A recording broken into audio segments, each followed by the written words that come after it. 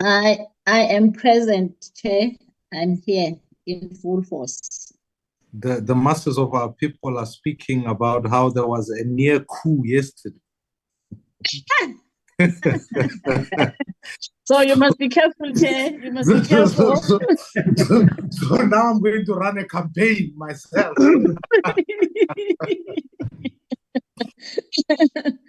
Led by Honorable Skete. He was leading the campaign. Chair, the majority of the members are on the platform, so we're ready to go. That is great. I think before we proceed, honorable members, I want to take absolute cognizance of the members' input and the members' consent. We as a committee set ourselves that we require documents well in advance. There seem to be challenges with the documents as they speak to the city of Johannesburg and where it is. And I am conscious of the fact that members of this house need adequate time to prepare for documentation.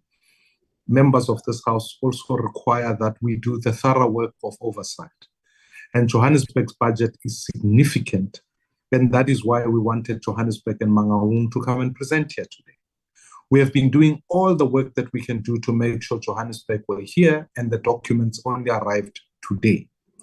And therefore, whilst I'm cognizant of the fact that we are having the dilemma of a calendar that is very, very congested, I don't think we will do justice to Johannesburg if we simply just proceed today. So I thought before we open the meeting formally, we must deal with this question of Johannesburg, because I think it's absolutely crucial that we do the thorough oversight on the issue of Johannesburg. If we fail to do that, cities are in major collapse. So let me get views from certain members before we officially open their meetings. If there are members who want to make comments, Honorable Wakelin, Honorable Bateman, and Honorable Mual. In that order, let's start with Wakelin. Please note me. I hope I am audible. Sorry. Yes, I can hear you. And Honorable Kalaga Mazbuba, I can see you there. Yes, Honorable Wakelin. Thank you, Chair. Chair, without becoming too emotional about this matter, I wonder we just clear on a few issues. First and foremost, I get a sense that this matter is deliberate. It is a deliberate attempt from Joburg to not present what we asked for. If you look first and foremost, let us just forget about time factor. If Mangaung, which is in an absolute dire strait, can present something to us 2 days before, 3 days before the time, Joburg, with its resources, surely could have done better. I would have expected better from the executive mayor and his team. That's just from a time perspective, and you've touched on that. My second problem, actually, which is even worse for me, is the quality of presentation that was submitted.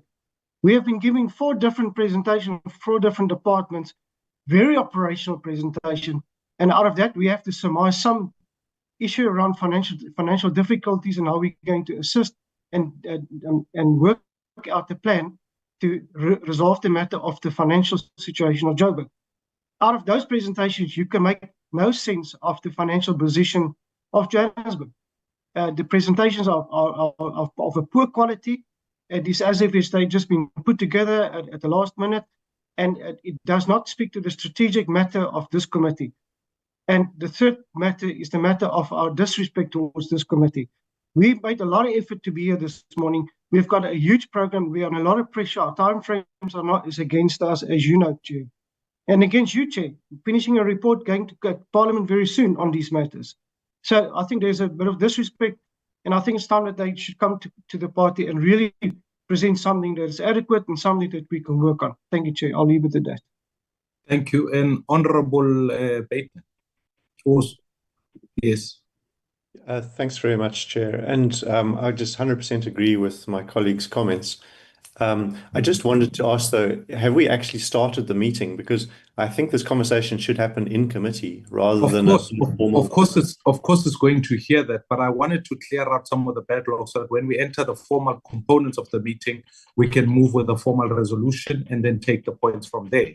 So Okay. if you want to reserve your comments for that point, that will also be fine. Honorable Mwali. Okay, thank you so much, Chairperson. I want to agree with the Honorable Wakelin. I really feel that this is deliberate and it is really compromising our work on our side as an oversight committee. So, and I get a sense that it is a feeling of most of the members of this committee. Hence, I then suggested that we move, I moved for a vote to say, do we allow them to come to present when we just received the information 30 minutes before, which is actually not what we are looking for, is not the presentations we are expecting, so that we can then hold them accountable. So I then propose that we look at a vote.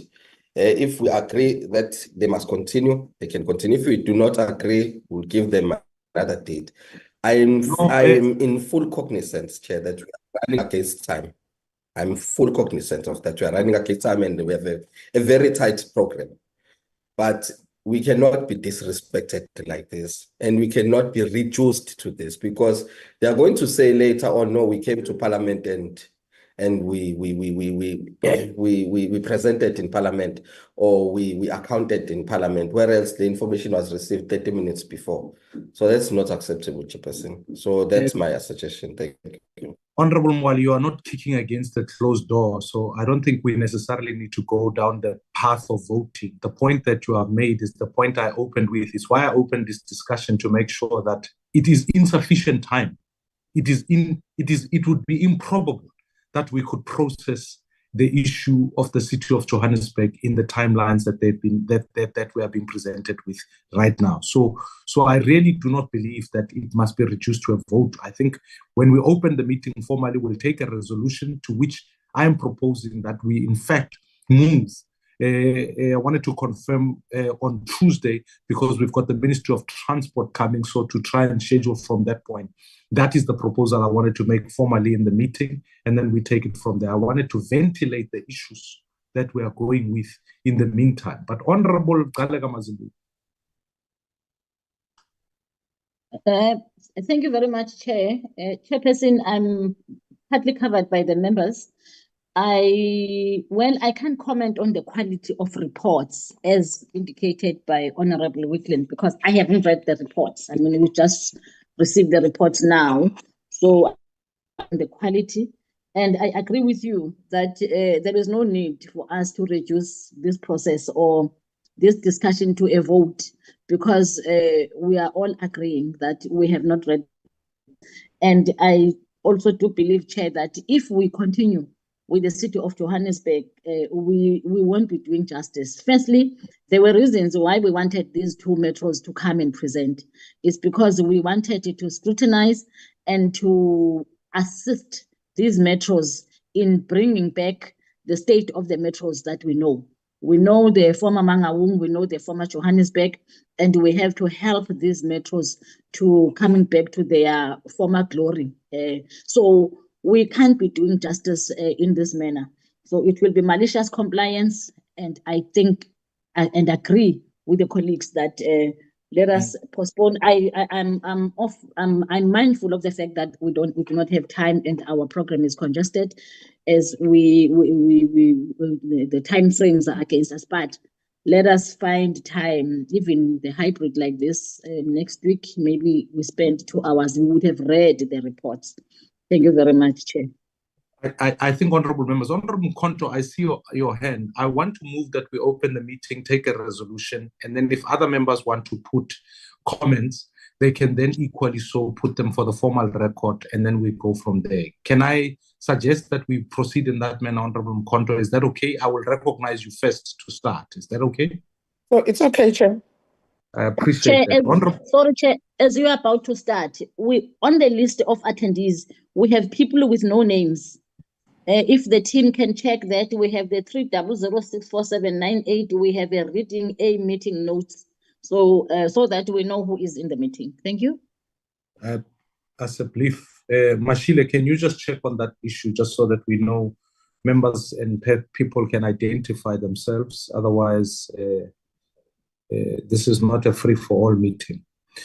Honorable members, firstly, let me appreciate the deliberations that have taken place. Obviously, some of them had been taking place prior. That's why I wanted to finish that aspect before we enter into the formality of the meeting. The agenda as proposed today was set up to have a discussion between a presentation with the City of Mangaung and the City of Johannesburg, and then we'll have deliberations. There were then consideration of the draft minutes of the 27th, 28th, 30th, and 23rd. In the light of that, the agenda as proposed now is part of opening the meeting. Before we adopt the agenda, this is the agenda as stipulated. We are going to, I move formally that the presentation by the City of Johannesburg, given the timelines and all the issues that have occurred relative to what the nature of the presentation is, what some of the challenges are, be moved preferably to next week, Tuesday, concurrent with the transport. And depending on how we table that meeting, we begin slightly earlier on Tuesday, and then we move and then include Johannesburg in that. So we'll take 2 presentations and then go from there.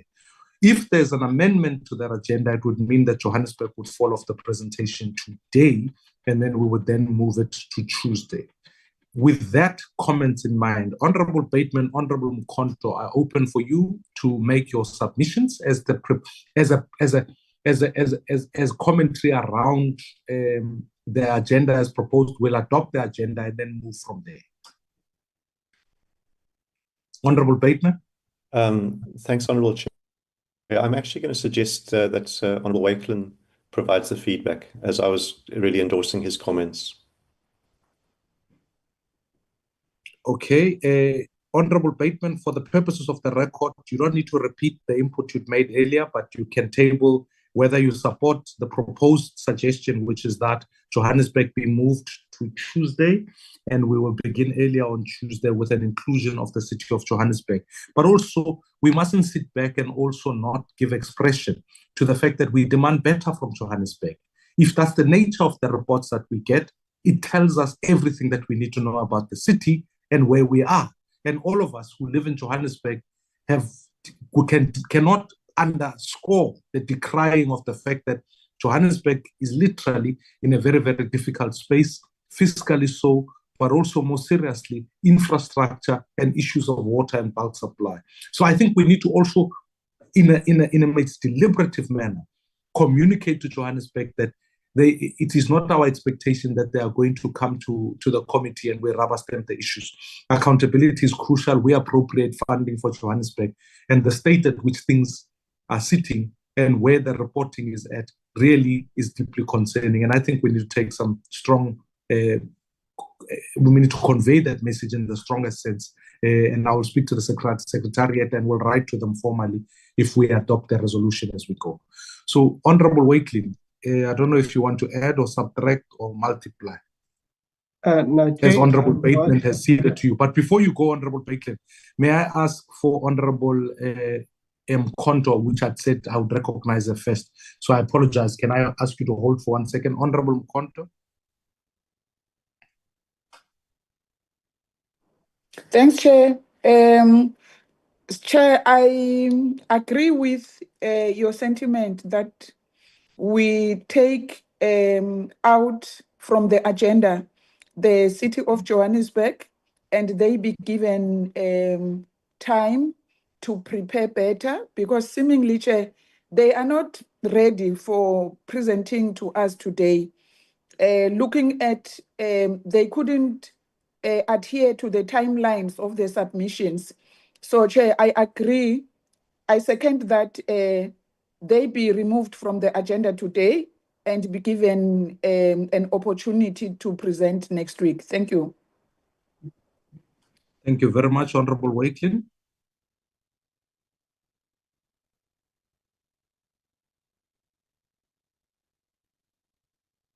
Honorable Wakelin. Chair, sorry, I don't know what happened there. I hope you can hear me. Yes, we can. Yeah, not much to add. I support your submission. As long as you're obviously on record, it's important we write back to them and express our position. Thank you, Chair. We will certainly do that. Honorable Mkhonto, is that a legacy hand or is that a fresh one? Okay. In the light of that, I'm not sure, Mashile, is there a representation from a representative from Johannesburg here? Yes, sir, we do have a few from Johannesburg, though I cannot see, but they will answer for themselves. I think they are there.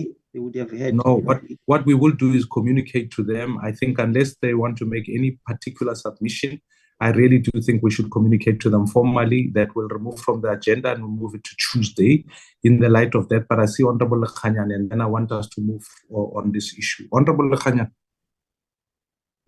Chairperson, good morning to you and honorable members. I wanted to come to exactly that point so that when they come back next week, they must not come back lower than our expectations. So if we can be able to communicate to them and tell them exactly what we want their presentation to be like, they must not hide anything. That institution is a public institution. They must come and present on the challenges that they have, unless if there is anything that they want to take away from us. But it will be good that they come and give us a picture that makes us to understand the depth of the problems that they are going through in the financial situation of that institution. Thank you so much. I appreciate Honorable Lekhanyan. May I ask, is there anyone from the city of Johannesburg want to respond? I will give you a 1 minute to respond to this regard.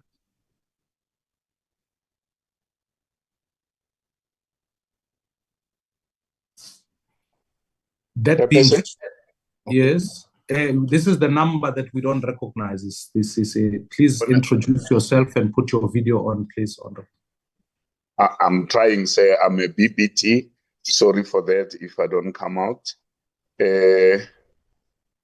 I'm trying to press it on. Honorable Chair and honorable members, my name is Patrick Jaka, the Police Commissioner of JMPD, but I've heard your submissions and I think we will adhere to that from my side because we did not even prepare a presentation. So from our side, we will adhere to the Tuesday meeting as agreed by the honorable members and the honorable chair. Thank you, sir. On another day, and perhaps maybe, I know we had made the proposal.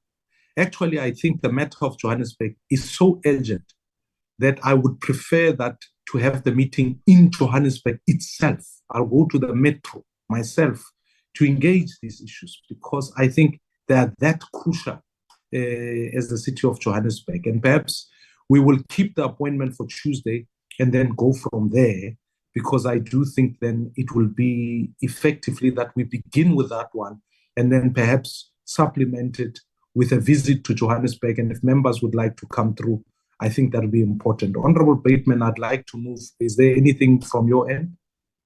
Yes, thanks, Chair. I think we really do need to be speaking with the executive leadership of the city, accounting officer, the CFO, and the mayor, I suppose. I think the key thing is those who are responsible for the money that we vote into Johannesburg. We don't want to be speaking to the heads of the different departments. We need to know the people who really do carry the can and who are responsible for Johannesburg. And we need to know what they're doing with the money. We need to know what they're doing to ensure they get clean audits. We need to know exactly what's going on and transparently, or what are the challenges that they face. This has got to be a meaningful engagement, and the presentation needs a lot of thought to address those kinds of questions. No, absolutely. And when we communicate that to them, I'll certainly put those points on the agenda. And I think Honorable Lekhanyan's point is also well made to say that these issues must be taken up with the city of Johannesburg, that the quality of presentation needs to be at the right level. Honorable Lekhanyan. No, Chair, look, I just raised my hand now because I thought the point that Honorable Bateman is making, we have to check with the police commissioner, maybe even before they leave, as to what has been their understanding on proceedings in the meeting, whether the understanding of the city is that himself and maybe some of his colleagues were the ones who were coming to make the presentation in this meeting. Because I had thought that the elected leadership, the political decision makers of Joburg Metro are the one who will be here, even if officials may come with them to help them here and there.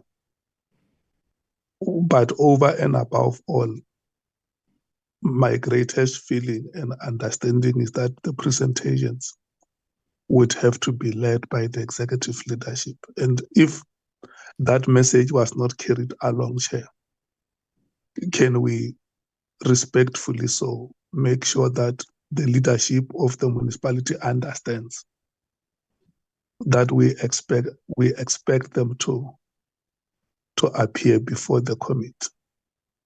Can we establish that understanding, Chairperson? No, Honorable Khanyan, I think what I would like to do is, because I see that even on this platform, we could keep going with various sectors of the thing, of the people who are here. I am stressing it vehemently that we write a letter, we request the executive mayor, the CFO, the leadership of Johannesburg to avail themselves, rather than even ask the officials who are here to speak on behalf of their political leadership, I think would not be fair. So what I would rather ask us to do is, in my communication and in my lettering to them, I will make sure that that request and that urgent intervention is put on the table. Honorable Kalega Mazibuko, let me give you the last bite, and then we really have to move on, honorable members.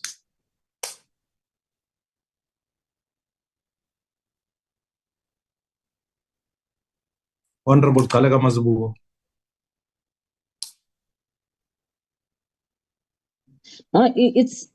It's fine, Chair.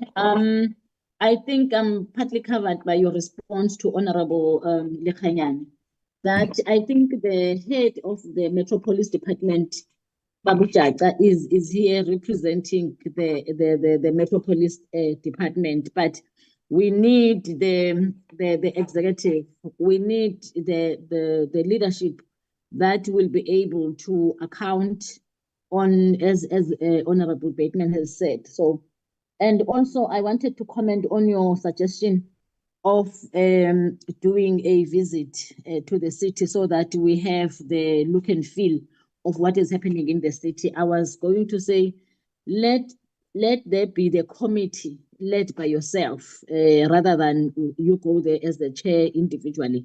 So let's plan it as we normally plan the oversight visits, so that we have the full understanding and we are able to assist where we can and advise where we can. Thank you. No, Honorable colleague, I was saying with a number of us, especially from a committee point of view, we need to get to Johannesburg. That is inherently, was my suggestion. I wouldn't go there alone. I would want the committee members to come through equally. So we just need to plan it properly. So I'm deeply appreciative. So, honorable members, having deliberated on this issue, and I hear no objection to the view that says that we change the agenda to make sure Johannesburg follows on from Tuesday. And then we proceed with the meeting with Mangaung there. May I ask if there's a member with that in mind, with the adjustment being made, who will move for the adoption of the agenda?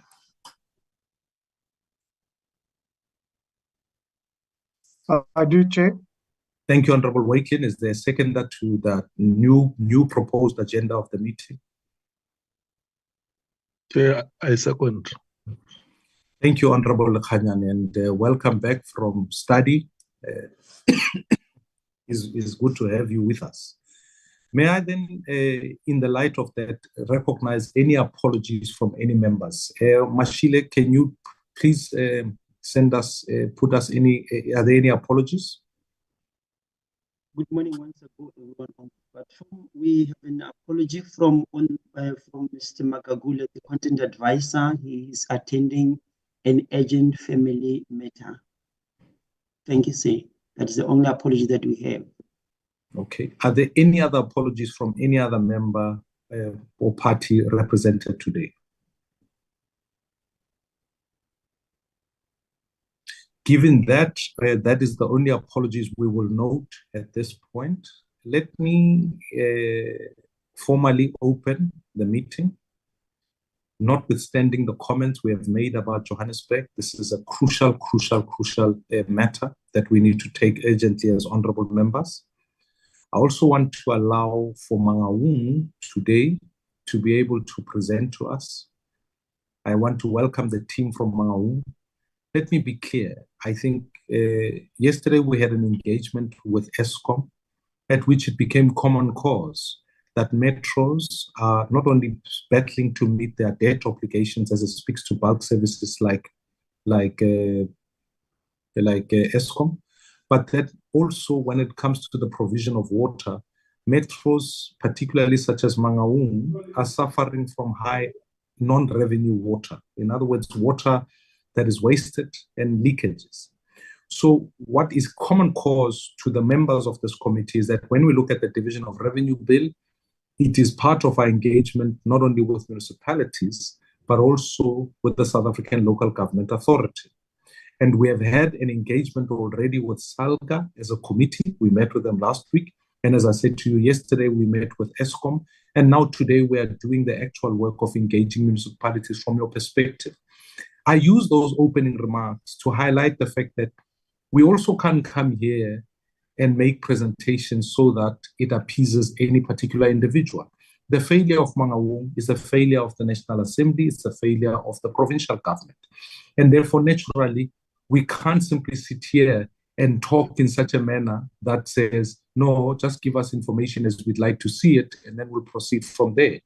The division of revenue bill and the infrastructure grant that is allocated is a fight that we must be able to have and make sure that actually the appropriate allocations are done. So I say that as welcoming remarks to you to say that please, we are not here for a compliance. This is not a beauty pageant of Mangaung. We also need to see the components upon which that are hidden, the components at which that say these are matters of urgent concerns. Because if we don't do that, we will say, yes, we engaged Mangaung. Next year, things get worse or better, and none of us are otherwise. This is an opportunity not only to deal with the probity issues, which is what the Auditor General does, but it's also to deal with the performance issues, which is what this portfolio committee is established to do. So in the light of that, I want to welcome the team from Mangaung. You will introduce yourself.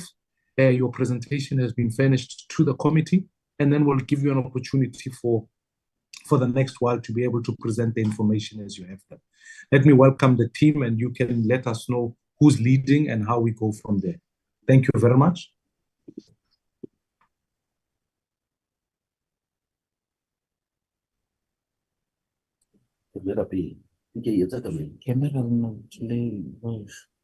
Are we starting now? Good morning. Chairperson, can you hear us? We can hear you, we can't see you. So may I ask that you switch the camera on? It's on. Oh, lovely. It's on. We're trying to do so. Where's your camera? Please do. Let's get the camera right. Do this. Can you guys sit down so that not disturb the Chairperson, can you see us now? Still not. We're using a gadget for a group gadget and just trying to get the camera right. There's a camera that stops reading. While you do that, Honorable Bateman, is there a procedural matter you want to raise? Chair, I'm aware that we've received a 96-slide presentation, and it's very possible that we'll spend a lot of time talking about many detailed things relating to Mangaung, which are not necessarily relevant to what we are specifically focused on. And I just wonder whether we shouldn't just clarify the brief so that the presentation can be restricted to those elements that are that we are specifically interested in as a committee, and so as to leave more time for discussion and a deep dive into those areas. No, sure. What I will do is I'll give clarity as soon as we can get the camera working, so that we go from there, from Mangaung's perspective, and then we'll.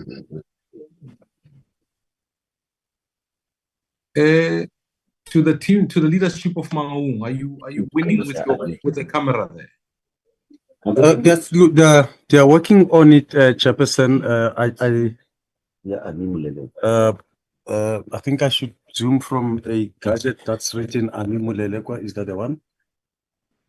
That's the one. This is the one. Okay. It still doesn't want to cooperate. I'm not sure. No, there it's showing.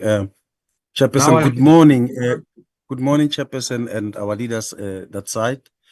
I'm with a team of MMCs and official in the room that I'm in, others that are assigned responsibilities in other provinces where they are called by either ministers or they're also in the platform, but outside this room that we are in. Now, Chairperson, let me welcome the invite. Let me. The only other thing is, while you were busy sorting out part of the presentation and the technology, let us. This is a portfolio committee on appropriations. There were specific questions that were sent to you. Presentation has got a lot of aspects to it. So if we really drill down to the matters that are of significant importance to the portfolio committee, take it from there. I think, Honorable Bateman, whilst I hear your input about the extent of the slide, in Tatwaka, you won't be able to go through every slide and talk through it. If you can make sure your presentation is erudite, and then in the question and answer session, members can highlight aspects that are crucial as they speak to the component of where we come from. So you don't have to spend through the whole thing. Members have got the presentation, and then we can go from there.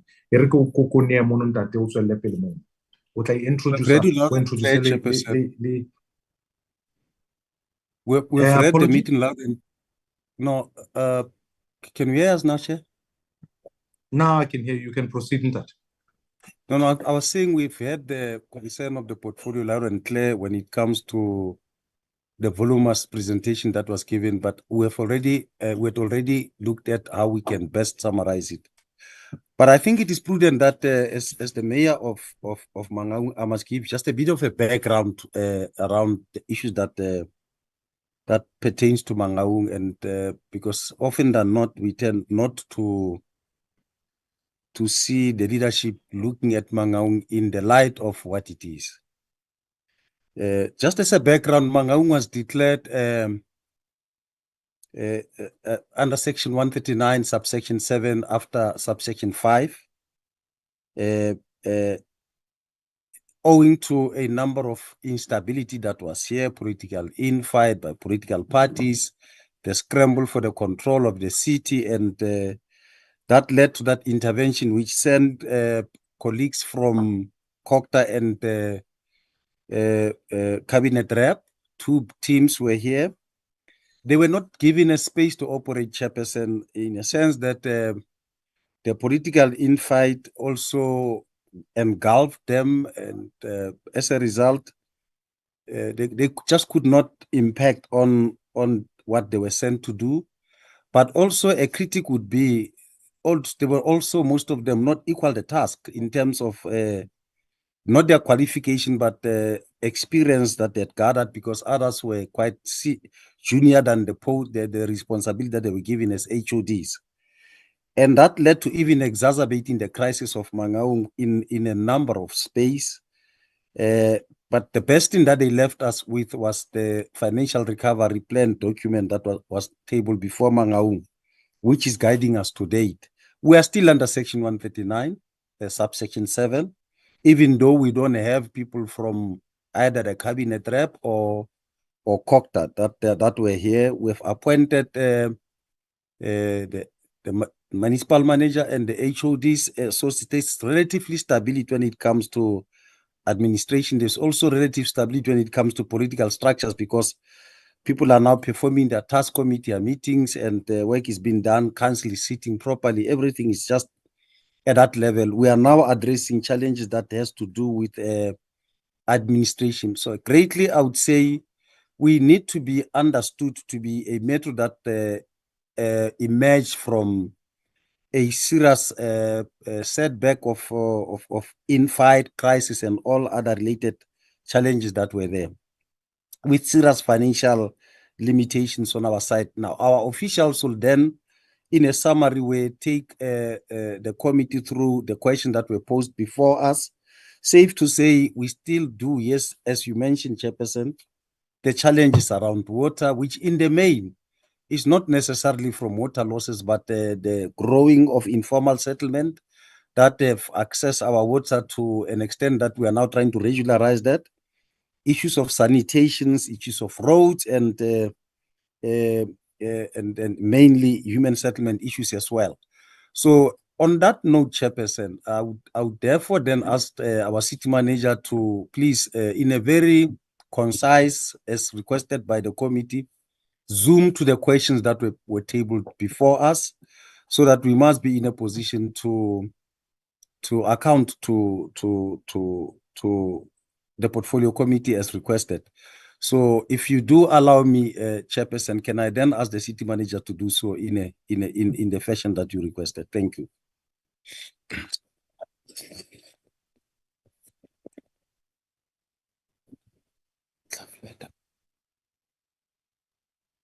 Chairperson, honorable members of the portfolio committee, the executive mayor, and the MMCs, we are going to flight a slightly different presentation on basis of the questions as raised. It's quite comprehensive, but we'll try and skip some of the slides just to be on time. My name is Lomore. I'm the city manager of Mangaung, so we'll just put the slides now for the presentation.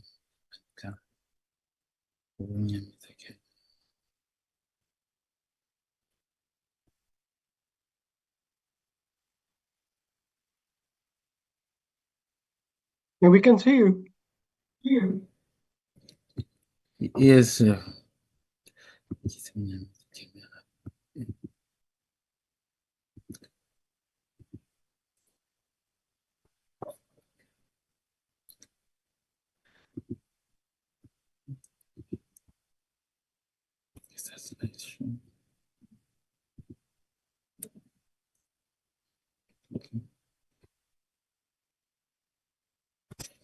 Now, thanks very much, Chair.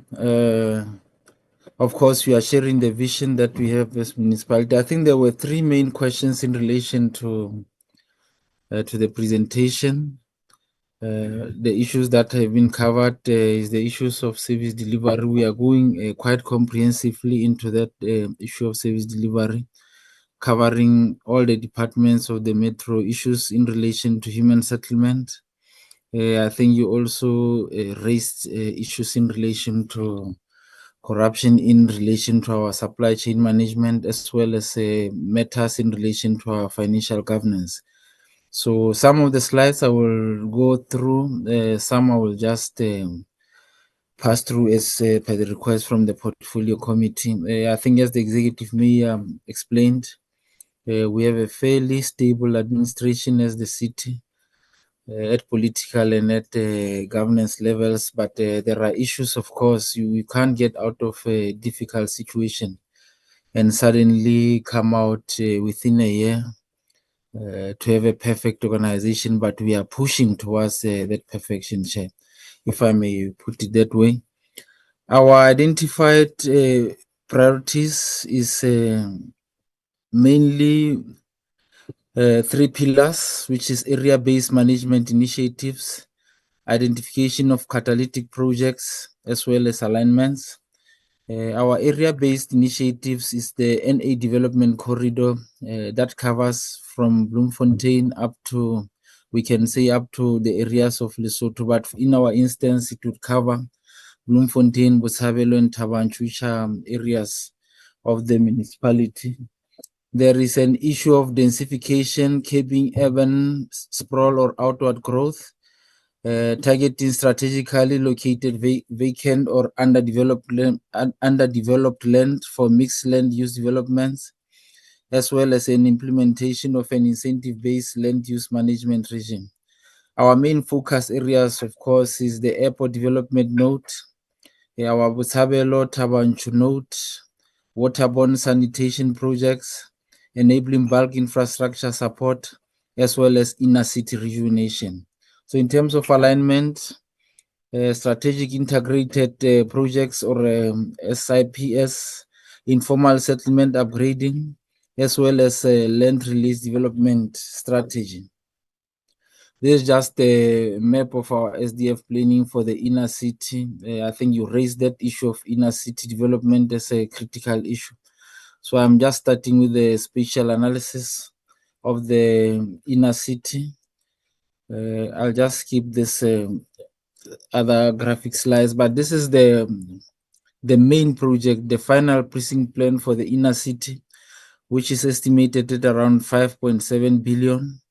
To date, 20 million has been spent on planning and designs of phase 1, St. George's Bridge, which was in 2015 and 16. Now 320 million to be spent on construction of a vehicular bridge over the railway and associated roads. So we are pushing development into the inner city, Chairperson. 4 hectares of land in the CBD is put aside for integrated mixed-use development.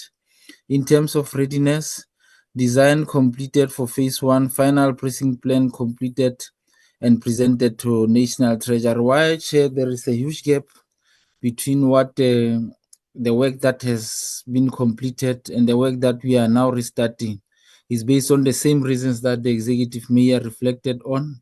There has been a gap, there has been a collapse, but we are taking development back where it's supposed to be. You'll see that pictorial depiction of the development that we are planning. Anyone who has been to Bloemfontein would know that the areas that are marked, particularly along the cooling towers, are areas that have been grossly neglected and underdeveloped. So we are putting processes and projects into those areas to ensure that there is that rejuvenation of the inner city.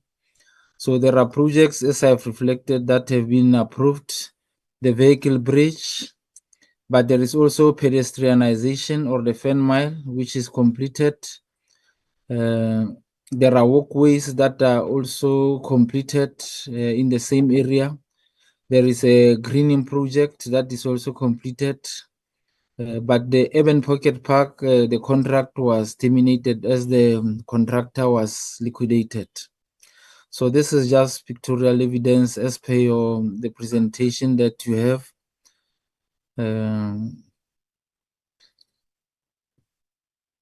So as I have reflected, it's about 5.7 billion that is earmarked for this project. The breakdown is reflected on the slide there. I'm not gonna go through every item.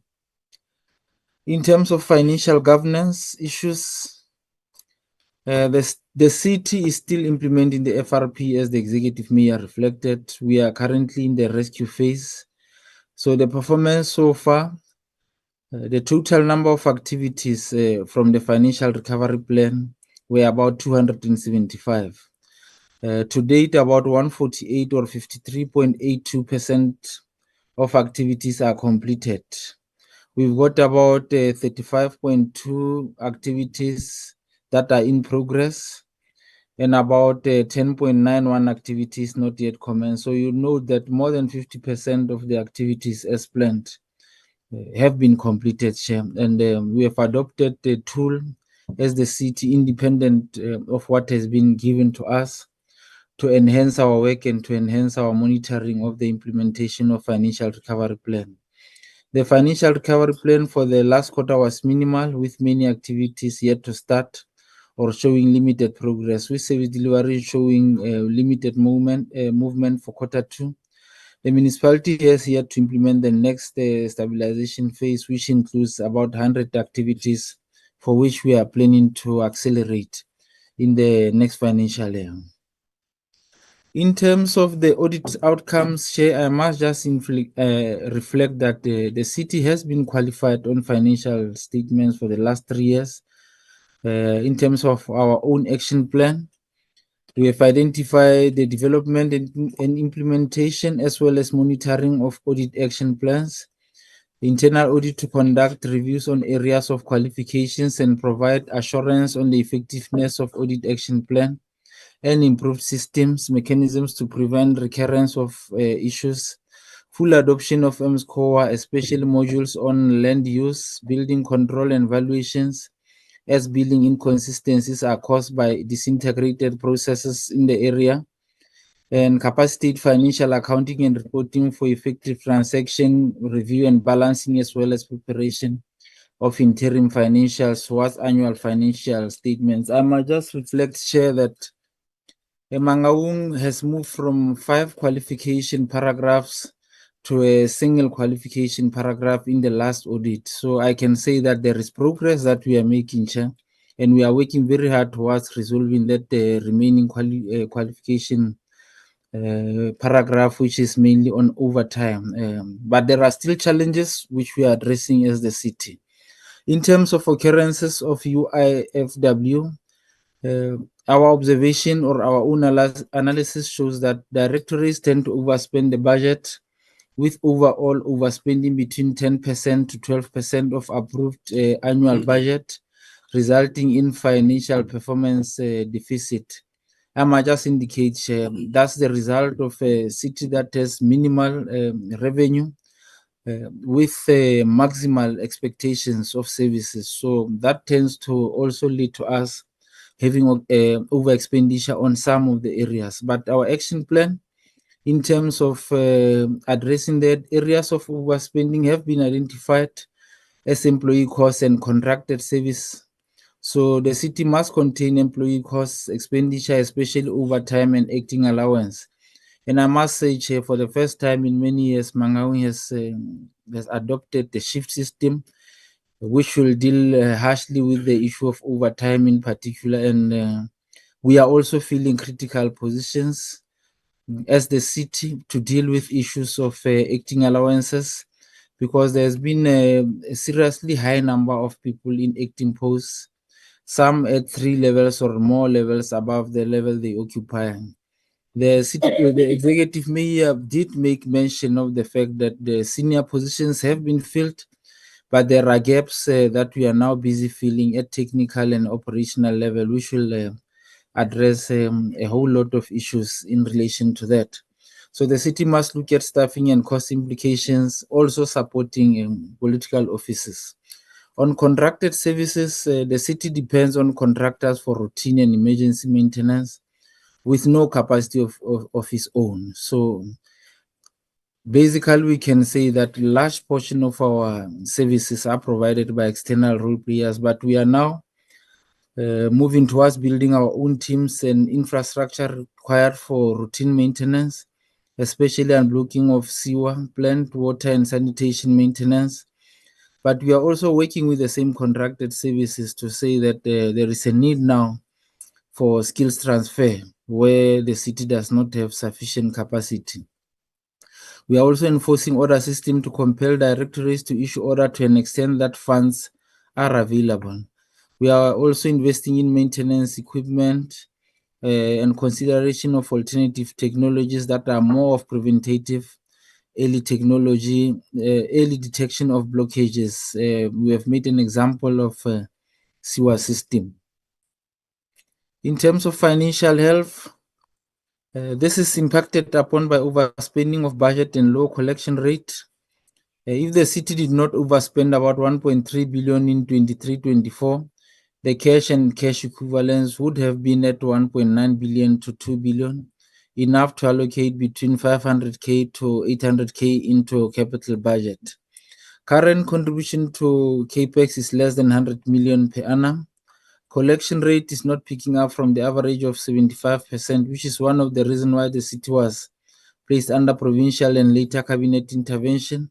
The previous amalgamations into the city exacerbated the situation, bringing more indigence, billing issues, and incomplete records. You will note, Chairperson, that Mangaung used to be Bosabelo, Tabanchu, and Bloemfontein, but certain towns from the former Naledi municipality, Van Stadensres, Diversdorp, and Wepener were added, including Soutpan, which was part of Masilonyan. These are towns which are not bringing anything into the city, but it has actually increased, as I've reflected, the scope of indigence or number of people that are part of indigence, and which has to a certain extent also complicated our billing systems, which we are currently working on. When you bring different towns into a system, it takes time to get the system to be running as one, which is a project that is also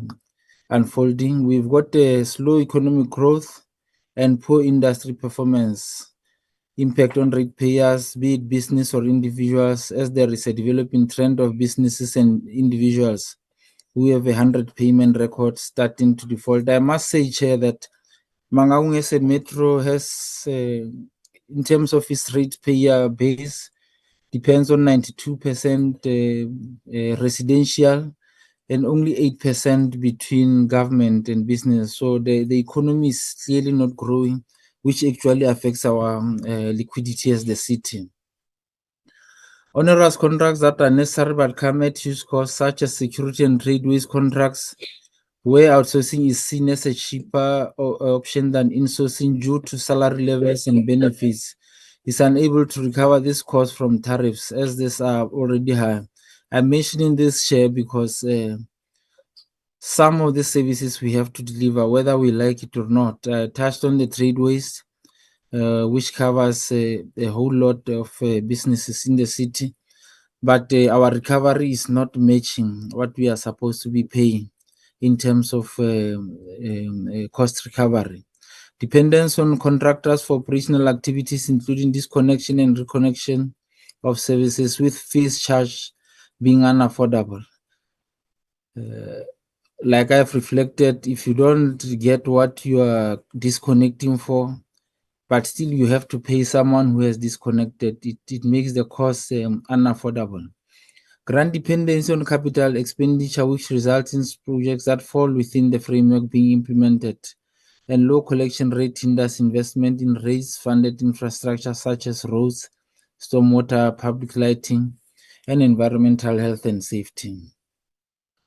Liquidity strategies, realistic cash projections, cash flow monitoring, cash reserves and cash backing of grants, liquidity ratios, effective management of cash reserves and investments ensures that sufficient money is set aside to cover all loan commitments, 2 to 3 months of employee costs, including third parties and pay, as well as 2 to 3 months of the Val Water Board bulk accounts. As of 1 May 2025, the city has 670 million in reserves to cover these expenditures. Payments arrangements with major suppliers, including Val Central Water, Salga, and Microsoft, entered, and all those agreements are up to date, including current accounts.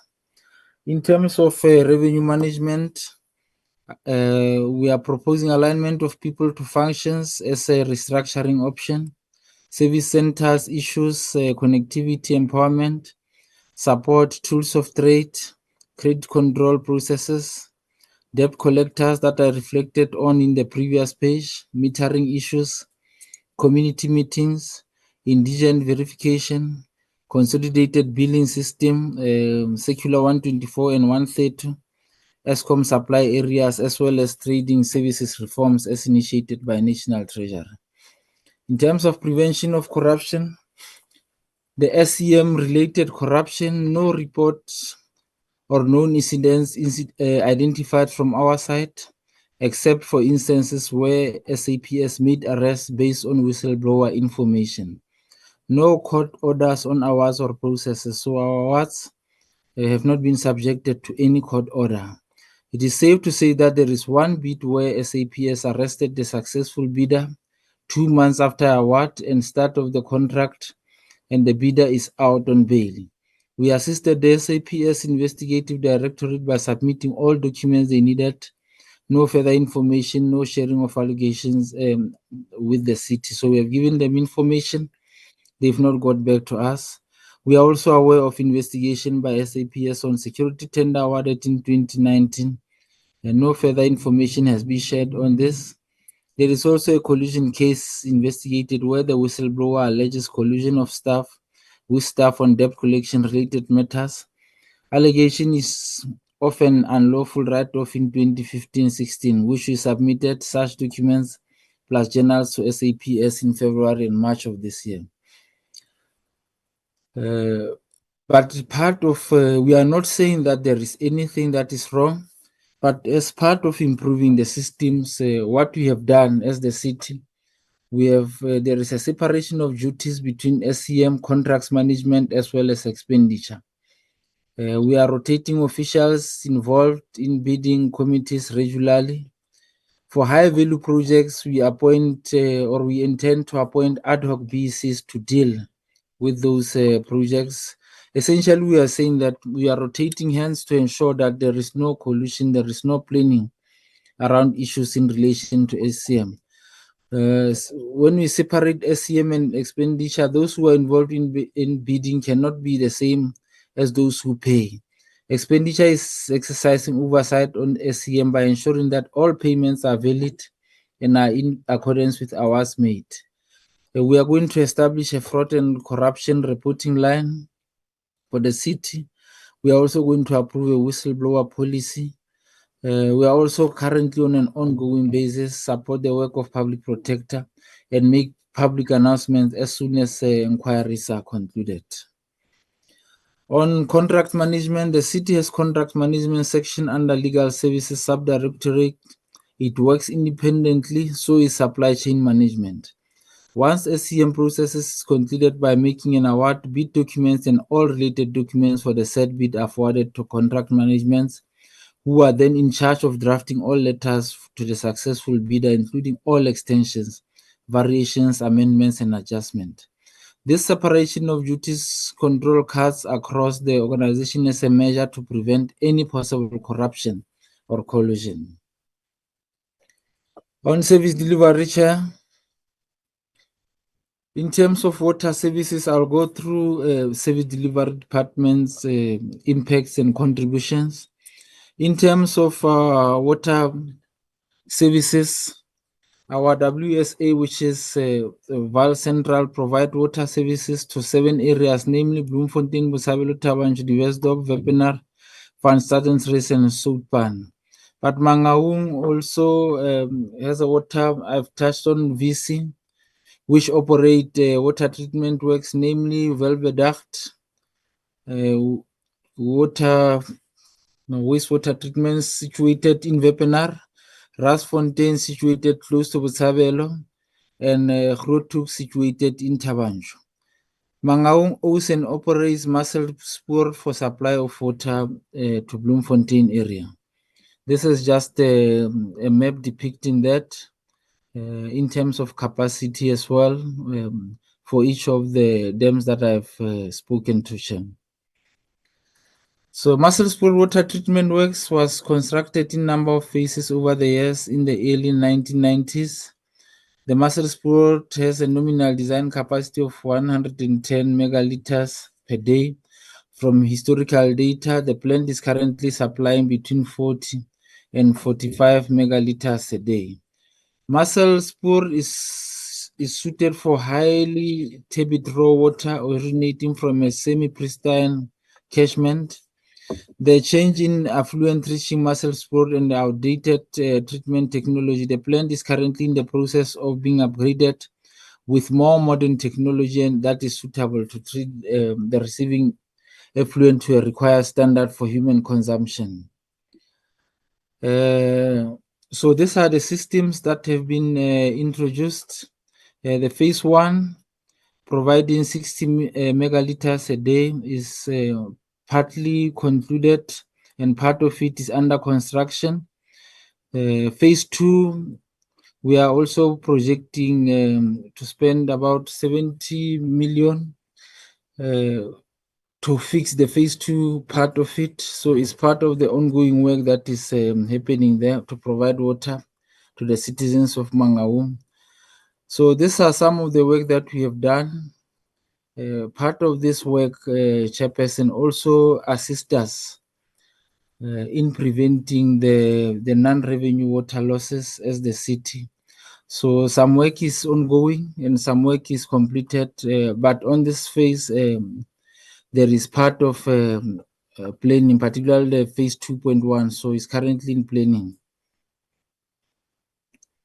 So the same muscle sport, the access roads, dissolved air flotation system, sludge handling facility, etc. They are all in planning. That's the budget that we have identified as the city as being sufficient to deal with all these projects, including ultra filtration processes. Same for muscle sport. We are now sharing the details of the contractor. I can skip that. This is just continuation of what I've presented, Chair, in terms of the work that has unfolded at Muscle Sport. I'm not going to go one by one in terms of the information. This is just a pictorial depiction of the work that is unfolding at Muscle Sport.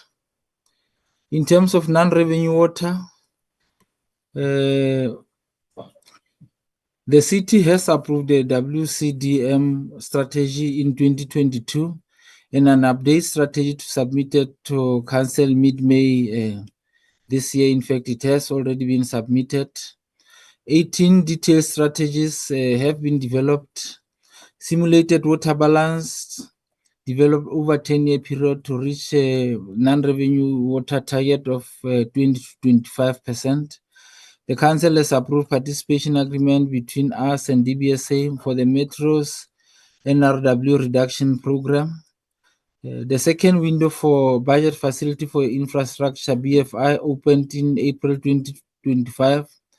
The business plan submitted to the cost estimate of around 6.45 billion. That is just for watershed. So that's the breakdown of this that I've just presented, the 18 strategies adopted by the city, as reflected also on the presentation in your hand. So the projects that are under implementation: pressure and network zone management, bulk check meter, replacement or refurbishment of valves. These are critical in terms of water losses. So those projects are currently unfolding. Automated meter reading and prepayment, replacement of post-paid water meters, routine or domestic leak repairs. So we have cut short in terms. Mangaung used to have a lot of leaks, some which would run even for a year without any repairs. So these technologies, plus our now response time of saying within 24 hours, we must have repaired any water leak. At worst, it can be at 48 hours, Chair. So we are putting in place the projects that are aimed at curbing the non-revenue water losses. And pressure and network zone management project strategy 1, these are the strategies that I have reflected and in terms of their targets. So total saved to date is about 26 megaliters per day out of the projects that we are implementing. Automated meter reading and prepayment strategy 16. Since inception of the project in 2015 until to date, 41,599 meters have been replaced and installed. Replacement of post-paid water meters strategy 9. Conventional water meters replaced from July 2024 until April 2025. 18 meters have been replaced and installed. Routine or domestic leak repair strategy, a total of 150 beneficiaries or participants of the Presidential Employment Program have been appointed to identify and repair the leakages in low-income areas of Mangaung Metro to reduce high water losses. Leak detection and repair target is 0.2 megaliters per day. Revenue enhancement 0.11 megaliters per day. Sanitation services, Mangaung has 13 wastewater treatment works and 19 sewer pump stations across the city. Sanitation services provided by the city to the households are as follows. Waterborne sanitation is around 205,000, which constitute about 72% of households. Ventilated improved pit latrines constitutes about 18%, which is 50,477. About 1,512 is buckets, and we've got about 9.5%, which is part of unserviced. In terms of bulk sanitation, Chair, that's the depiction per town or per area for Mangaung. So in terms of Bloom Street, for instance, design capacity is about 51 megaliters per day, but all the other information is reflected there, Chair. This is a continuation, the sewer pump stations here, Tillman Rose, Blumanda, University, Silside. You can see there are those that are in poor condition, the Blumanda one, the Bosabelo one. In fact, all those ones of Bosabelo are either in poor condition and have mostly been vandalized for electric cables in particular.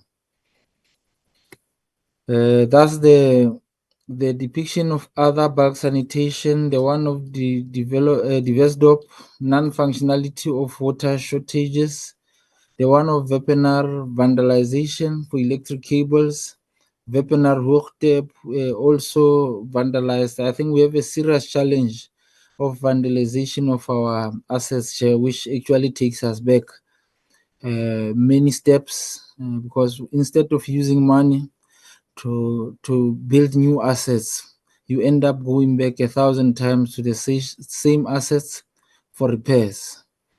So the following wastewater treatment works which are under focus on this quarter, the one of Botshabelo, the one of Tabanj, the one of Bainsvlei, as well as the one of Northeastern wastewater treatment.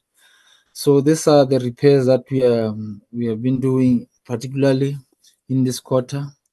So these are the detail of the work that is to be done in Botshabelo, in Tabancho. These are the pictures of some of the people or some of the contractors and our workers doing work in those plants. In terms of road condition, I must just indicate that 90% of our roads are in a very poor condition as a result of the many rains over the last 5 or so years. Plus, I can say also the capacity within the city to speed up some of the projects aimed at improving our road condition. So we've got a situation of very poor condition of roads. So our road network is not holistically managed with strategic plans and strategic programs that are resourced and funded. Mangaung REMS has identified maintenance needs of around 170 million minimum and 224 million, summing up to 394 million. Rehabilitation and gravel network upgrades require about 229 million and 153 million yearly over a period of 10 years, which is about 382 million per year. However, currently the city has about 19.3 million for maintenance needs. You can see the gap share. Instead of what we have projected in the previous bullet, we only have 19, and it has 75.9 million for rehabilitation and gravel roads upgrade projects. The maintenance needs have a deficit of about 374.70 million, and rehabilitation and gravel upgrades have a deficit of about 306.1 million. So you can see, Chair, that we are still far. In terms of our own appropriations, there is a huge gap. There is a need for a huge investment or injection into the capacity of the city to deal with roads. This is just a graphic presentation in terms of backlog eradication and development applications as well. In terms of human settlements, we have our own estimates, but also in comparison to the provincial data, There is a shortage of about 74,399 in terms of housing in Mangaung. We are depicting it in terms of the towns. Bloemfontein, there is a shortage of about 37,856. Botshabelo, 18,380. Tabancho, 14,440. Soutpan, 1,038. Van Staden's 539. Diverse of 1,320 in that order. So there are 57 informal settlements with an estimate of 38,630 households. The Metro has adopted the municipal-wide approach to the upgrading of informal settlements, wherein all the settlements have access to municipal utility services, such as solid waste removal, access to water, individual and communal. 88% have access to electricity, and the rollout of basic services is underway. From 2016, 16 informal settlements with a total of 9,485 households have been upgraded. 14 upgraded to phase 3 of the program, that is provision of individual household connections of electricity, water, and sanitation. 2 settlements, Botshabelo West and Grassland 4, are partially upgraded, connected with household electricity and water connections, benefiting about 5,261 households. So the Metro is currently in the process of upgrading a further 17 settlements to phase 3 by providing individual electricity, water, and sanitation connection to benefit about 14,653 households. 4 water and sewer projects are under construction, with 1 completed in the current quarter. 2 settlements to be provided with interim services, communal taps, and alternative sanitation to benefit 4,046 households. 1 main road and stormwater project, 3.5, was completed in 2023 in Caleb Musabi. 1 bulk sewer project has been operated in the current financial year to benefit 6 informal settlements. 1 bulk water project is under construction to improve water capacity to benefit 5 informal settlements in the far east of Bloemfontein region. Main road and stormwater plan for 3 informal settlements, Grassland, Botshabelo West, Section R, and under construction to improve access. This is the informal upgrading program unfolding currently.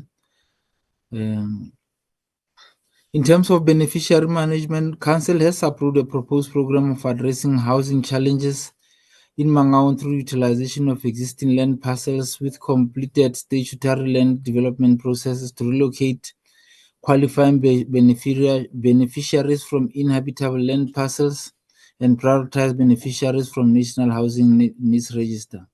So that's the list of land parcels for the provision of housing.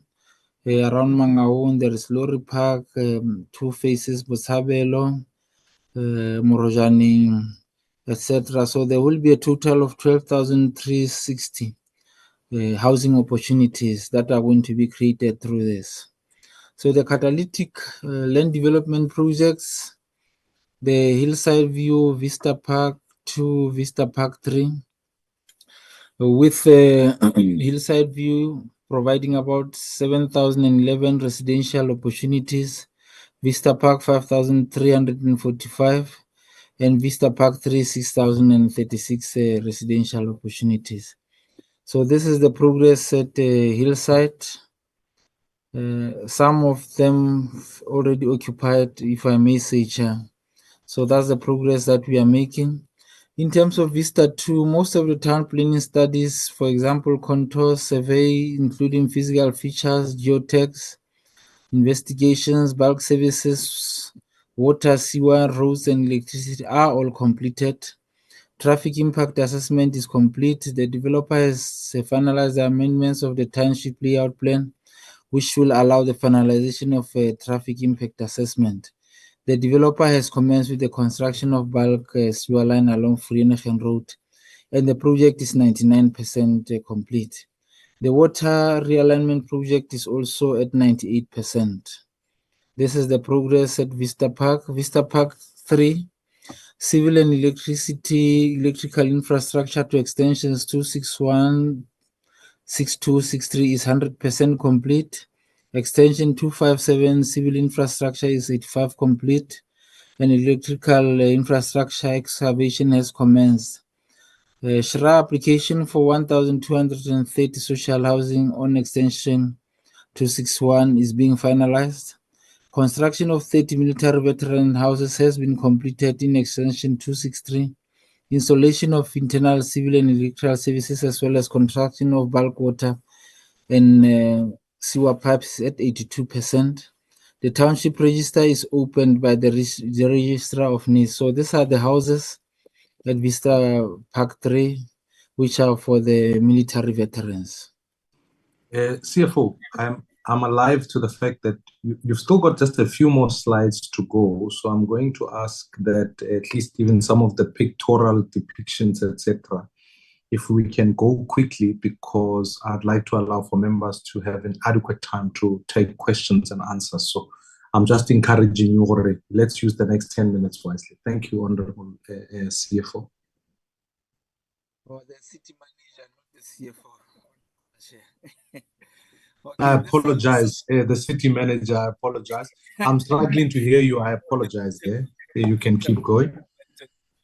Okay, in terms of the slides that we have provided here, I'm not going to go through all the challenges. CFO, you have gone faint. I don't know why. Maybe you've changed from where you are speaking from. If you can speak from the same place you were before. I'm still in the same place, Chair. I was saying I'm going to skip some of the slides that talk to challenges and how we are going to respond to them. I think you have acknowledged that we did indeed submit the slides and honorable members have had the chance to go through the presentation. So in terms of the waste management, the main work is on refurbishment or upgrading of landfill sites. I think those that have been in Mangaung will tell you about the crisis situation, in particular for the southern landfill site, which is part of the N1. There is a project where we are going to upgrade and put in a fence and proper management of the landfill site. Our intention is also to turn the one at the north into a green waste management and a transfer station. The communities have been complaining about those waste management projects.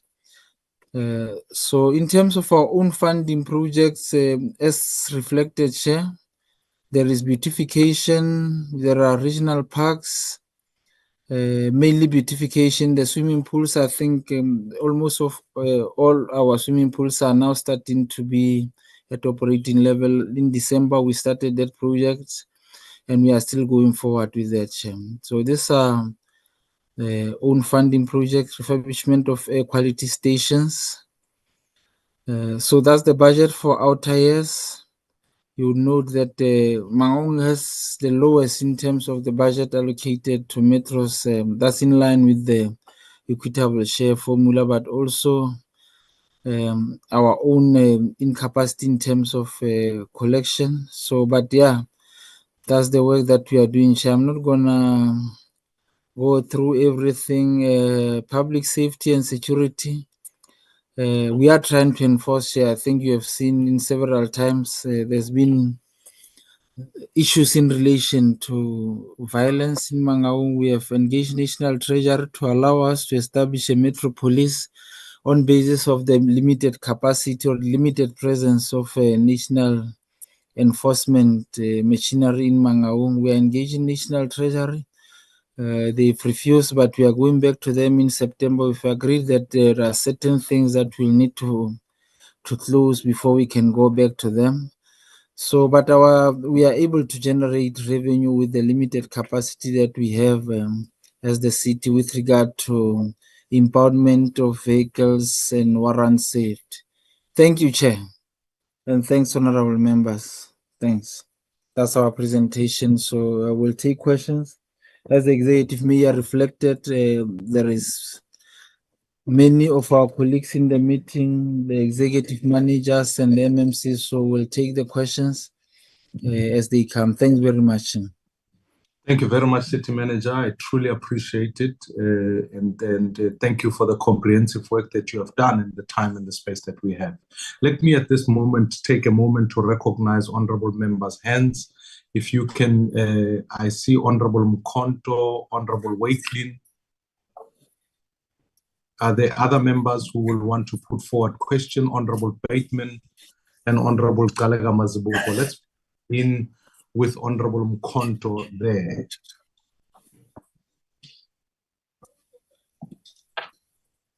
Thanks, Chair. Good morning to you, Chair, honorable members, and our guests from the city of Mangaung, led by the Executive Mayor. Chair, my first question will be based on the part of the presentation that talks about the section 139, section 7, that the metro has been put on. According to the presentation, according to the city management and leadership, that did not bear any fruits as expected, because the people that were deployed there, according to them, they were engulfed in the political infightings. Chair, I want to check as to, because the city is still under that management, then what can be done to prevent that? According to them, they are there. What can be done? Maybe the people that were deployed there, I'm sorry for that, are local people. Maybe they are easily influenced because they were even politically appointed. What exactly can be done to assist this municipality? Because there are still a lot of challenges being experienced in that municipality. And I would love the municipality to take the report of the Auditor General as a mirror and look at themselves and be able to address all the issues that are being raised by the Auditor General. I don't understand. My second question, Chair, will be on the loan paragraph of their qualification from the Auditor General. They are saying it's because of the acting allowances over time, and are they trying to tell us that they are overspending in as far as the compensation of employees is concerned? And can we be given a percentage and a figure as to exactly how, why is the Auditor General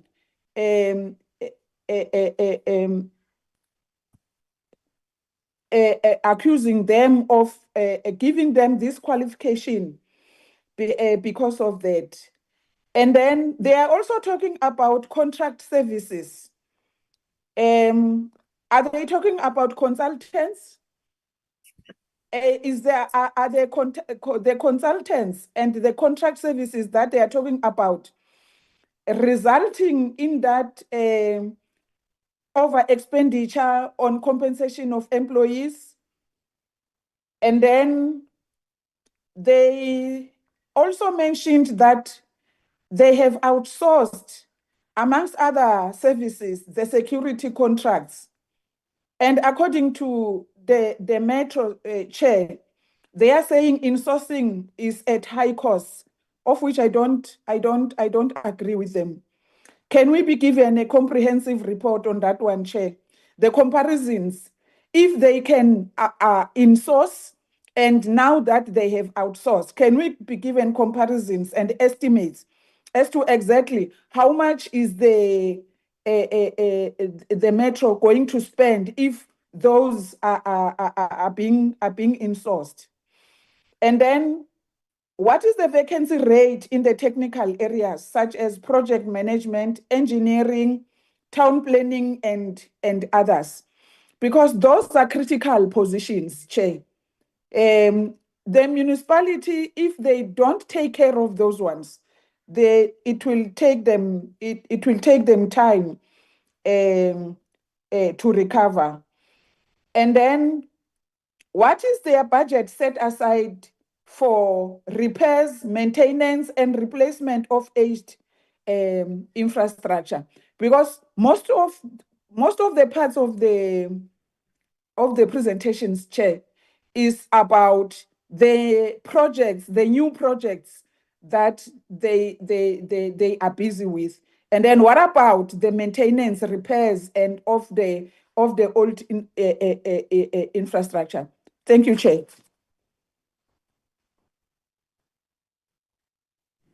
Thank you, Honorable Mkhonto. Honorable Waitlin.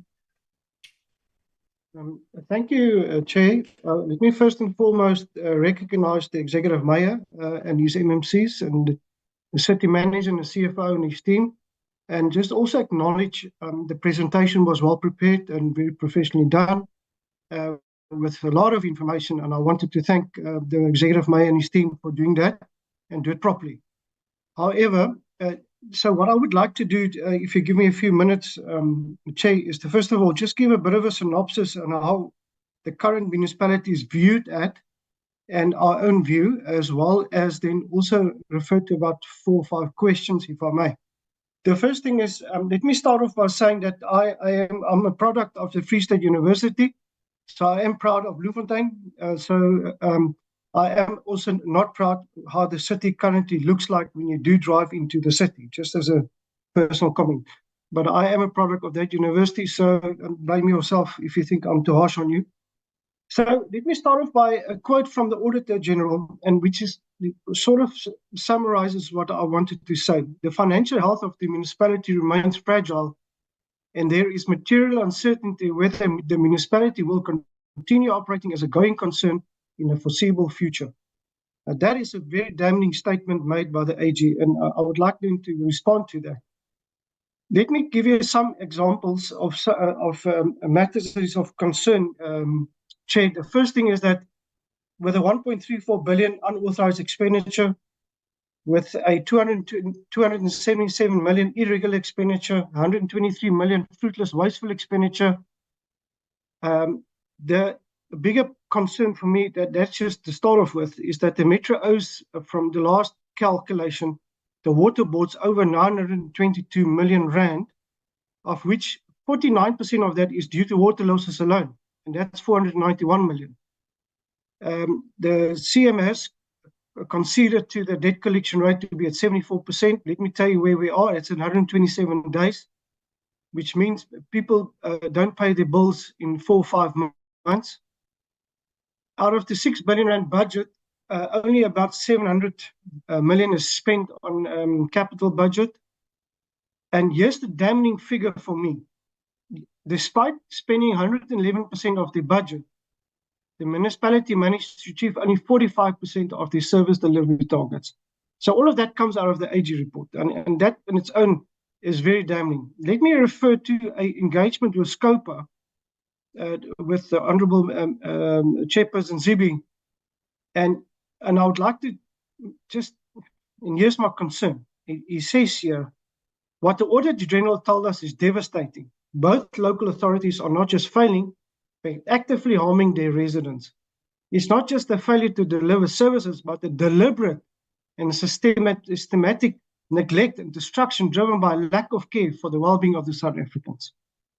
Now, that is a deeply concerned comment to make, and it's clear to me that there's some serious matters that we need to deal with. I want to, there's a number of other, and I don't want to bore you with the rest of the record and details, but I want to get to my questions, Chair, because I know time is not really on our side. I would like to know, and if the national intervention is still in place, have the people packed up and leave, or are they still there to assist? Like, if I can just get the operational side of that, the intervention that was supposed to be there, are they left now? I was assumed from the conversation this morning they actually did leave. I'm of the view that currently, and I've read your impact report of 2022 and 2023 because I couldn't find the one of last year. And the impact report itself is very devastating. And let me tell you why I'm saying this. It refers to a large number of public meetings that is held, but it never ever refers to any of these matters that AG has reported on or any previous AG reports. And that is a concern for me, Executive Mayor, that possibly you would need to get somebody there that is strong and will keep you accountable as far as making sure that they can actually be your eyes and ears as far as what is actually happening at the city. I have got that the financial recovery progress is very slow, and that is from a personal feedback that I've received. I want to propose to you a question. Is it not possible for you to put forward a proper capital expenditure framework for the next year in as far as your capital investment is going to be for the city? And if there is one, can you please elaborate on that? I would like to refer to a very specific capital project failure, which is Municipality wastewater treatment program. That program is currently only at 21%, and although 60% was submitted as being reported to be complete, there is serious, from what I understand, serious problems between the contractor, the project manager, and the consultant there that's not refusing to sign off because things are not completed. This project is many, many months behind. There is a commitment made that it would be finished by September. I would like to know if that is going to be like that, if the project will be completed by September, yes or no. And if not, let's not lie to the residents and tell them a different story, and let us be honest. I have got it on very good authority, Chair, that the complete spatial rejuvenation program, and as far as land use and building applications and decisions, is in complete disarray. And let me use it by way of an example, student accommodation, which is very prominent in Bloemfontein or Mangaung for that matter, and that student accommodation is becoming the way to look after the city as far as I'm concerned. And then I have been on good authority that those applications are not dealt with properly. There's massive illegal occupation everywhere in the city centre. If I can have a comment on that and just feedback on that.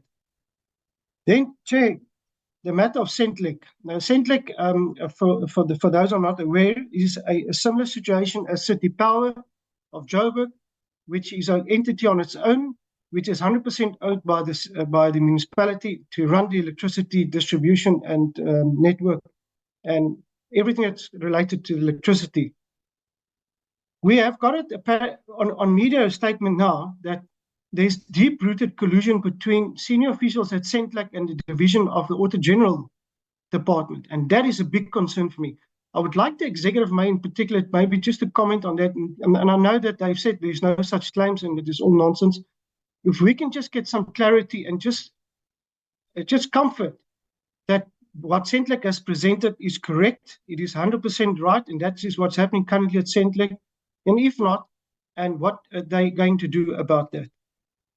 I'm very concerned, Chair, when we go ahead with a revenue collection at 74% and expect success coming forward. I saw that there's an 88% success on informal settlement. I would like to know, is there currently an indigent program to cover some of the water and electricity, and also any further payment done by these informal settlement to pay through either through a prepaid system or whatever system they use, if they could just elaborate on that. Then lastly, CM, there's a matter that is very concerning to me, and I've raised this with a large number of, like for instance, the AG, and I've raised it with some of the provinces, is the matter of unfunded mandates. How much money do you spend on behalf of the province, which you should not? And if you could elaborate a little bit on that, because we are very concerned about all these unfunded mandates that's happening throughout all the municipalities that is trying to do work on behalf of provinces.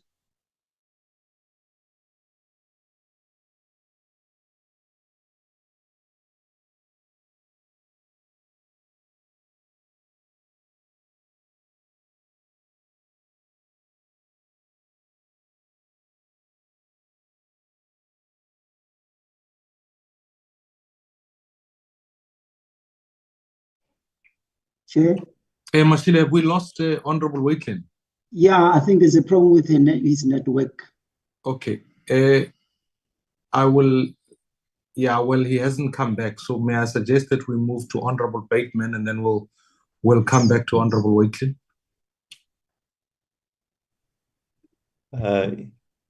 Yes, certainly. Thank you, Honorable Chair, and good morning to all of my honorable colleagues.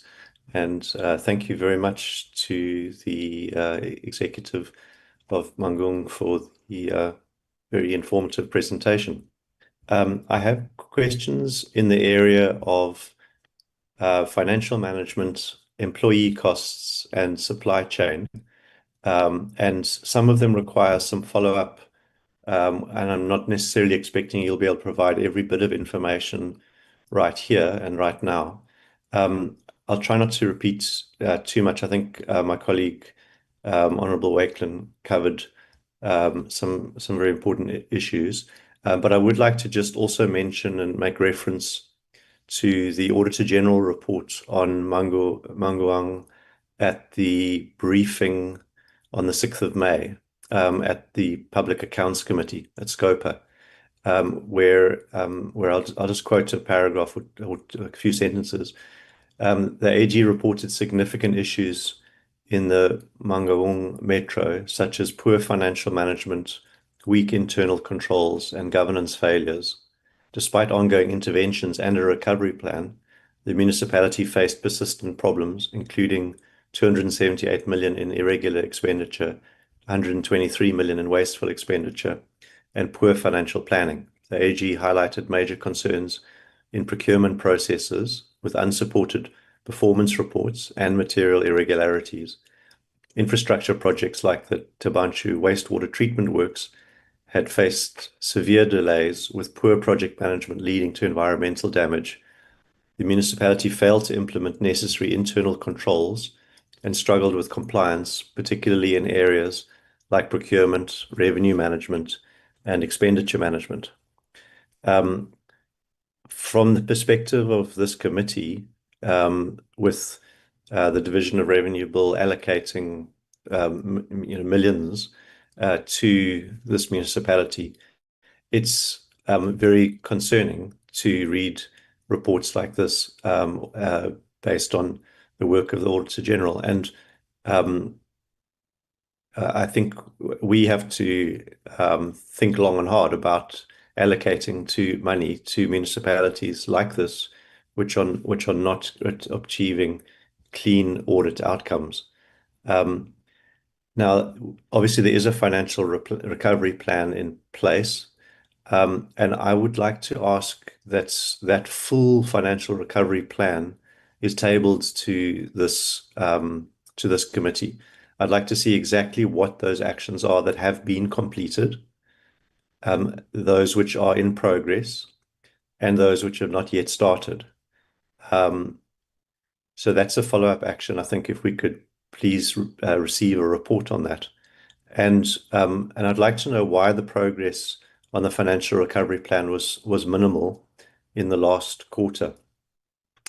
And then that's just the financial recovery plan. Then it makes reference to a stabilization phase with 100 activities.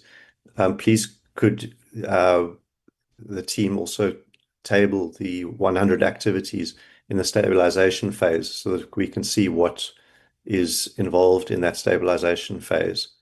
In terms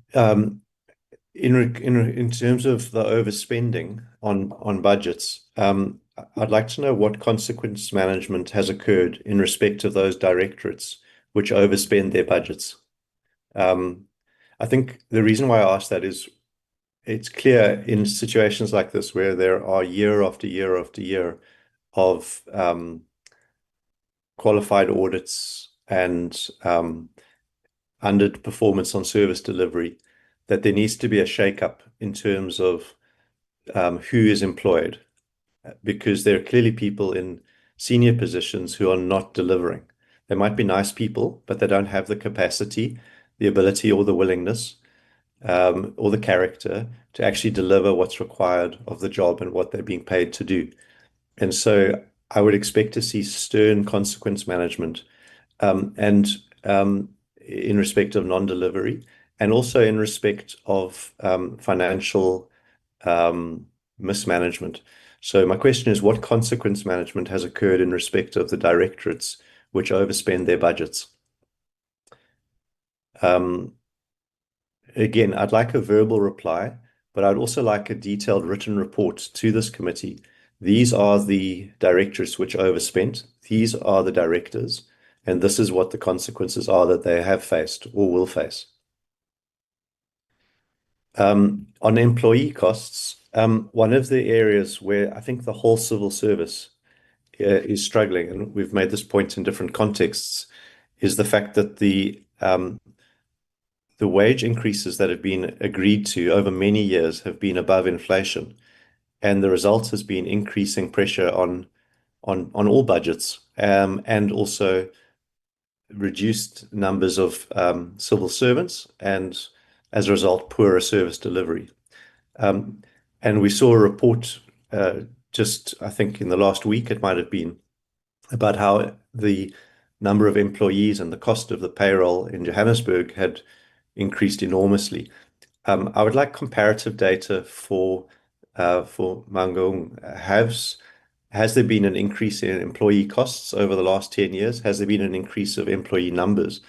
And so I'd like, again, a written report that shows each of the last 10 years by department in the municipality, showing the number of employees and the cost of those employees over the last 10 years by department, please.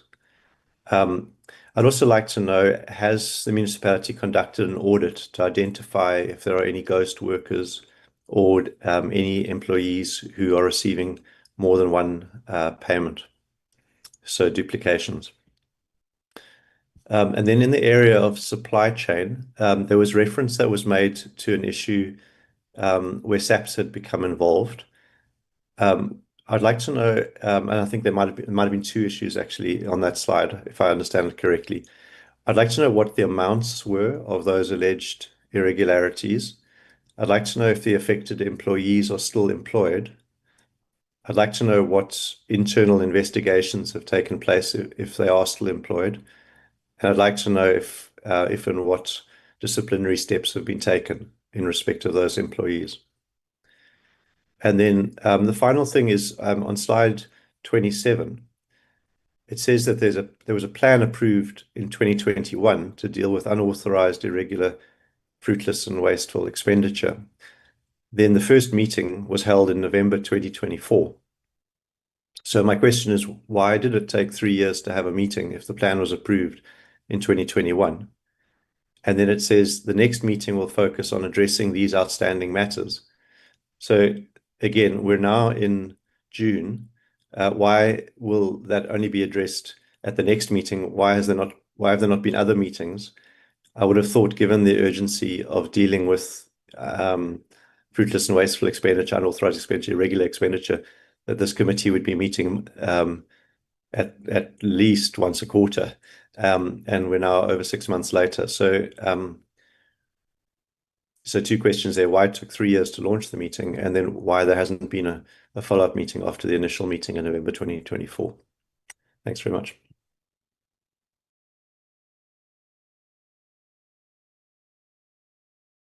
Thank you, Honorable Bateman. Can we then move straight ahead to Honorable Galega Mazibuko? Thank you very much, Chairperson. Chairperson, let me echo the same sentiments of my colleagues in appreciating the presentation from Mangaung and the fact that the executive mayor and senior management respected this committee by sending senior managers. We really appreciate that as a committee. Chair, let me start with the SCM-related corruption issues that was presented. My question is, why? Well, I heard the presenter was talking about incapacity. But you know, Chair, this practice of outsourcing even things that the municipality can do is actually problematic because it encourages mafias. For example, if the distribution of water is done by water tankers. So those people wouldn't want to the water issues to be normalized because it is business to them. So this has created a lot of mafias. We have construction mafias. We have people who are repairing our electricity infrastructure, and obviously the electricity infrastructure will always have a problem because it is business. If we can just work on stopping this thing of outsourcing things the municipality can do, at least develop capacity within the municipality. And then my other question is on the WCDM strategy that has been developed in 2022 and is being updated now. The question I have here is, where is the implementation plan for this strategy? And has the strategy been implemented? Because developing a strategy and implementing it is two different things. I'm more interested on the implementation of the strategy. And the issue of the 48-hour turnaround for water repairs, water losses repairs, I think 48 hours is too long. Water is a scarce resource. And imagine if the water is running for 48 hours, that creates more of unaccountable water losses. And Chair, the municipality grappled with strategic risks, such as financial viability due to slow economic growth, political instability, as Honorable Mkhonto has said, informal settlement sprawls, and road infrastructure during 2023-24 financial year.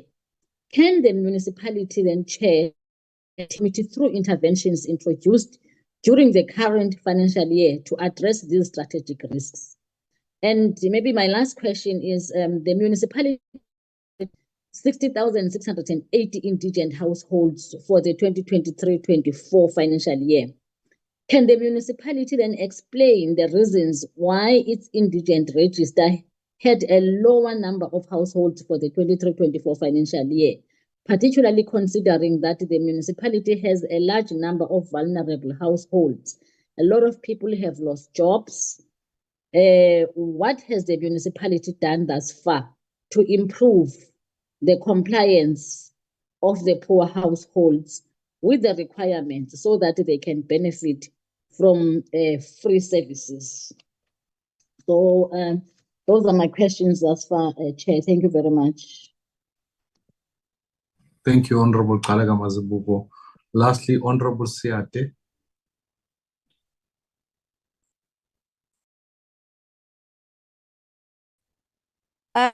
Thank you, Chair. Greetings to everybody present on the platform. Greetings to all senior managers of the municipality, all support staff. Yes, I hope I'm audible, Chair. I'm just going to squeeze everything in. I'm going to ask in relation to issues around Sentlek as well as Operation Vulindlela, and just on basics around the infrastructure related matters. So, Chair, the quality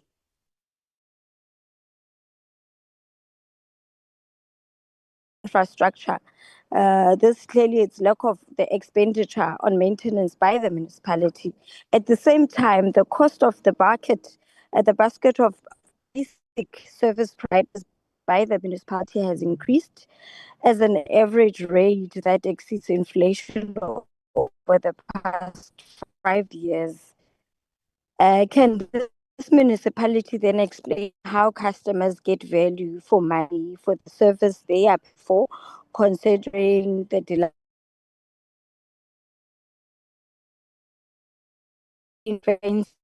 Ring-fencing is one of the basic foundations of the Operation Vulindlela's proposed new municipality utility model, right? So can the municipality indicate how this process, this proposed new municipality utility model premised on ring-fencing will achieve a municipal financial sustainability goal, particularly given the municipalities' entities like the SENTLEC that do not have revenue to fund essential expenditure, then what mechanism have been put in place really to address this, and just on revenue generation, collection, and on the liquidity risk involved here? And I will just pack it there. Thank you, Chair. Thank you very much. I see Honorable Khanyani, and then we will finish just for Honorable Wakelin to wrap up his inputs. Honorable Khanyani. Thank you so much, and good morning once again to the members of the committee and the leadership of Mangaung Metro. Good morning, Executive Mayor and your delegation. Chair, I do not necessarily have questions, but comments that I want to make.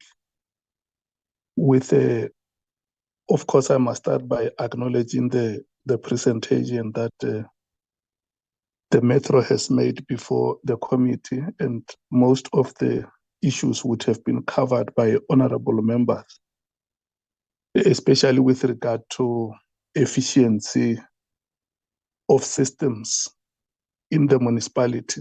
And I want to make a comment with regard to the other arm, which is effectiveness, because we don't exist for ourselves as a municipality, we exist for communities that are looking upon us to deliver services.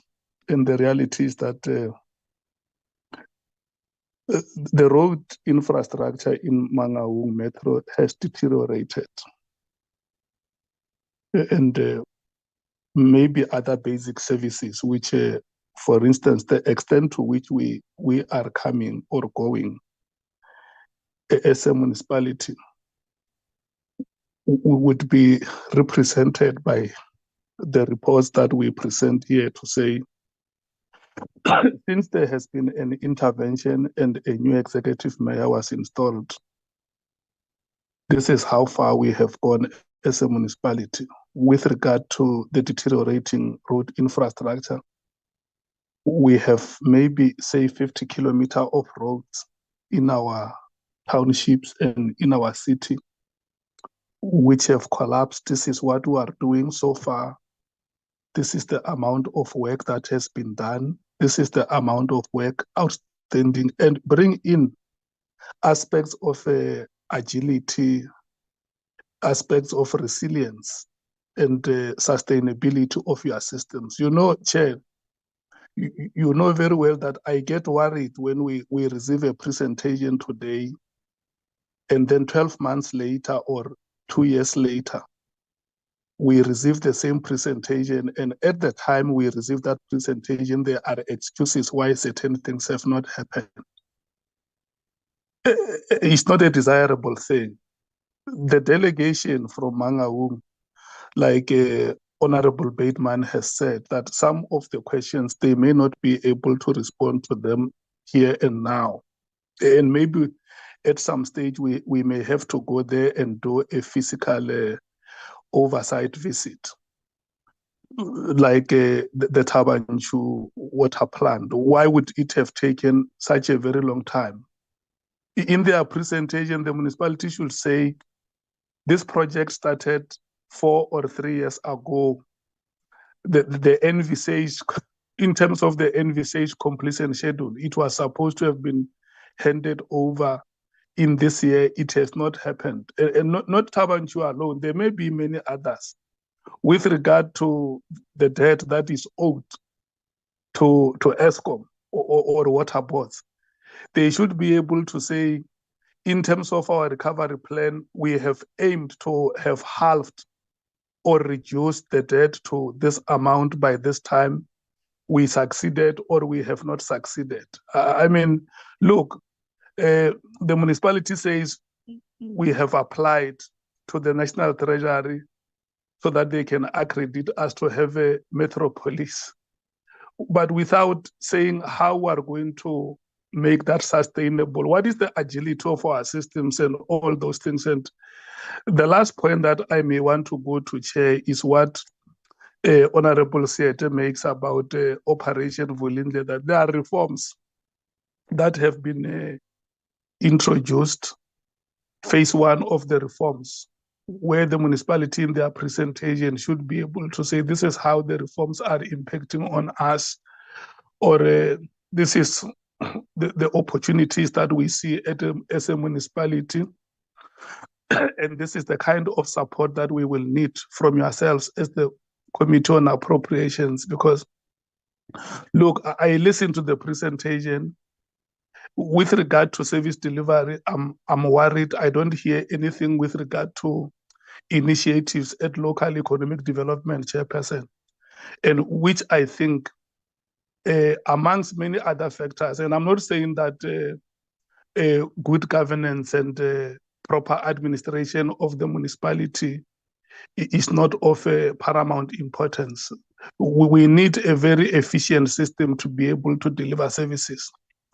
The delegation here, led by the mayor, presented mostly on the inward things that they are doing, but I can tell you their presentation falls short of many service delivery aspects, which our people complain about. And I'm not saying that as they respond now, they would have answers to everything. But if they appear before a committee like us, we will need transparency and openness on their part. It must not be a report like a glorious report about Kaizer Chiefs winning trophies. It's a known fact in South Africa, Chiefs wins trophies. What we want is to know how that impacts on the people of Mangaung. The services that we offer them, are they quality services? How long do the people of Mangaung have to wait to get water? How long do they have to wait to get electricity? How long do they have to wait to get their roads rehabilitated? And I thought, in the main, when we speak about the agility, resilience, and sustainability of their systems, they should be able to look at those, Chair. Thank you so much.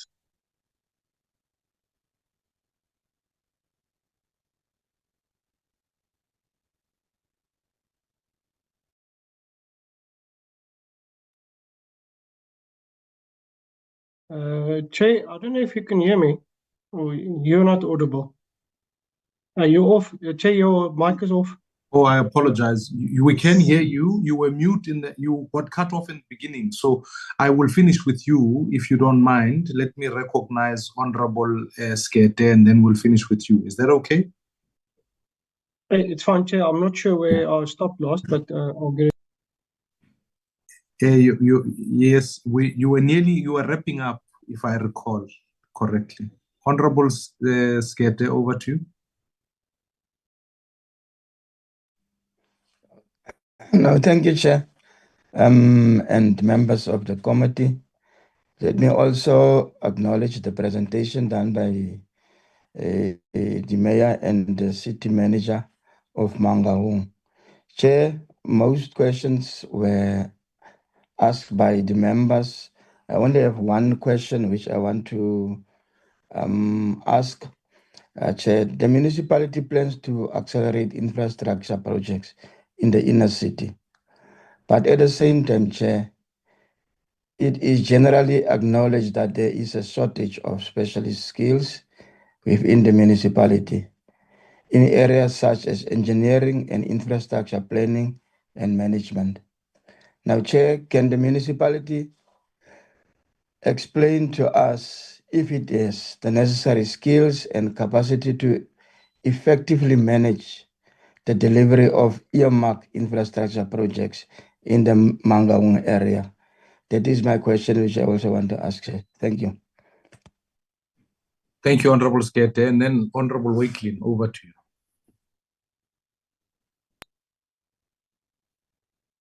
Thank you, Chair. My apologies for my signal. I'm in Acacia Park, so it's not easy. Chair, I'm going to just wrap up very quickly on the last 3 points. I think that we have missed.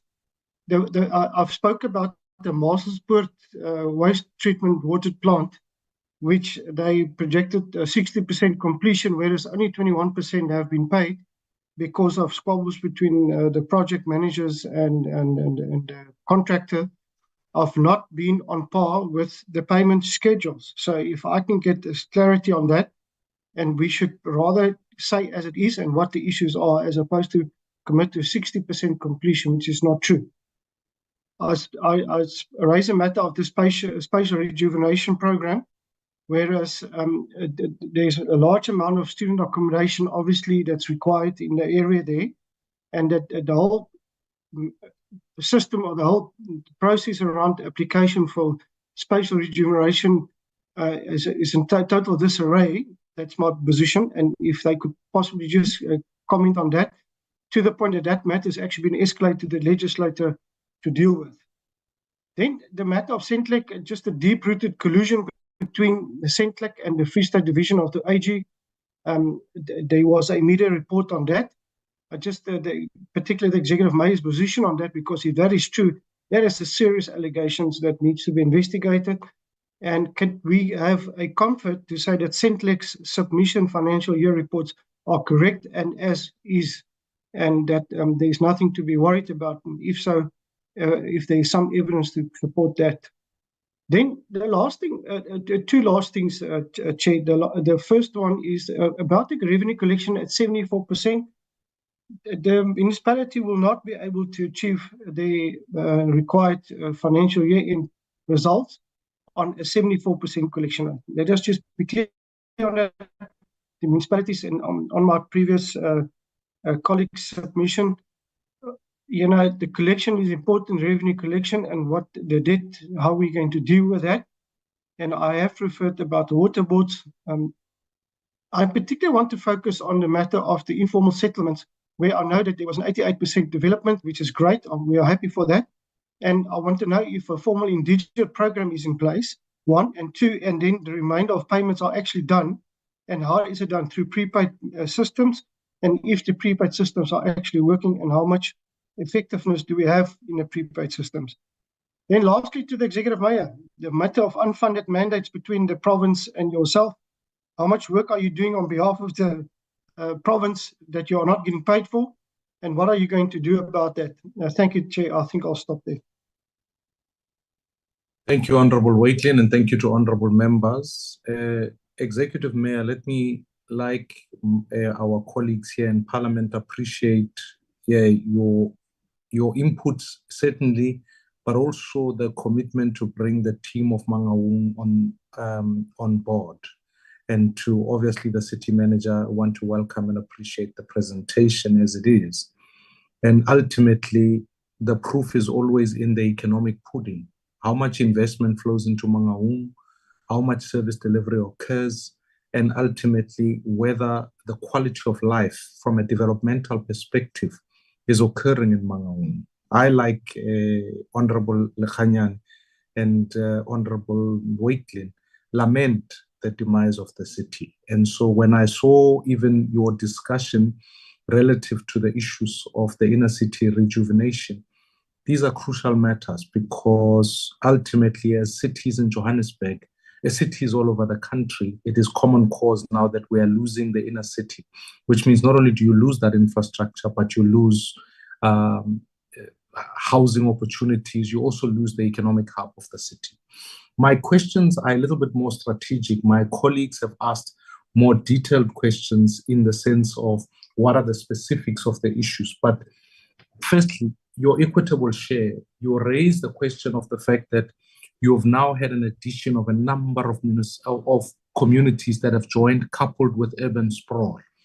What is your input that you've put towards Stats SA in terms of population dynamics in Mangaung? Secondly, indigent households, and more crucially, how are you managing the data around this issue? Because if your equitable share, I'd be interested to find out whether it is sufficient or insufficient as far as the allocation that you put there is concerned. You raised that you are still placed under administration. I'm deeply disturbed.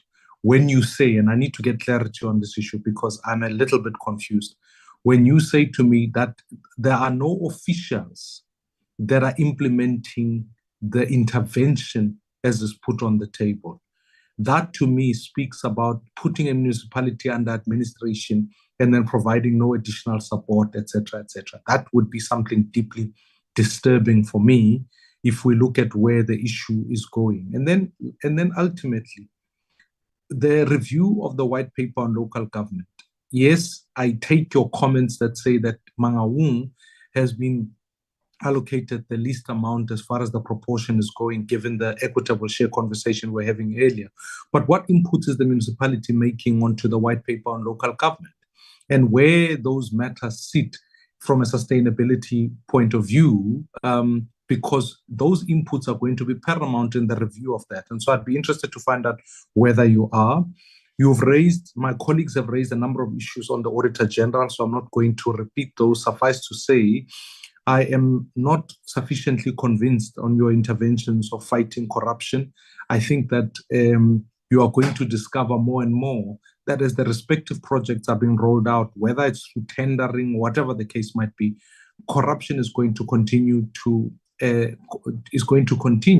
which its natural effect means that whatever money is appropriated to the municipality, there's an inflationary burden put by corruption. What should cost us R1 ends up costing us 3 or 4 rands or 5 rands. And you correctly raised it. It's often in the SCM or supply chain management, and whatever interventions you put there really are an output of some of the tendering mechanisms that go from there. So we need to collectively, in our country, we're at a stage now where we cannot prosecute corruption. The best we can do is prevent it from happening. And that's a matter of transparency, etc. And I think the municipality and certainly the province of the Free State has lived through a very perilous period as it speaks to the issue not only of corruption, but effectively political patronage as it speaks to where municipalities are at. So I'd like us to be erudite, Mayor, and be deliberate about what steps, what actions. My colleagues have asked a number of poignant questions. We don't need to repeat the presentation or anything, but we need to be direct, because when it comes to the next budget cycle, which will kick off in February, there is a massive discussion that is being had about what the allocation to local government is. My fear is you can adjust the proportions as far as the division of revenue is concerned. You can move it from 9 point, in the medium term, it's been allocated to 9.7 over the medium term. But I worry that you may throw money after bad and end up with municipalities who effectively, whilst the law states that they have their own revenue raising mechanisms, which is severely challenged, but you could give money and find yourself not realizing the fruit of what that money was intended to do. So the sooner we have a conversation about adjusting the proportion, you can move it. Provinces are getting about, I think it's about 41 or 43%, somewhere there. I'll get the exact figure, but it's somewhere there relative. And so when you think about it as a proportion, we can adjust, but we're still adjusting amongst the same fiscal envelope. And the fact of the matter is that if metros and Mangaung, who have a recent history of being upgraded towards a metro, don't deliver the point that they need to and still remain under administration, we're simply not going to win. So it doesn't matter what the proportion is, it will be inherently throwing money after bad.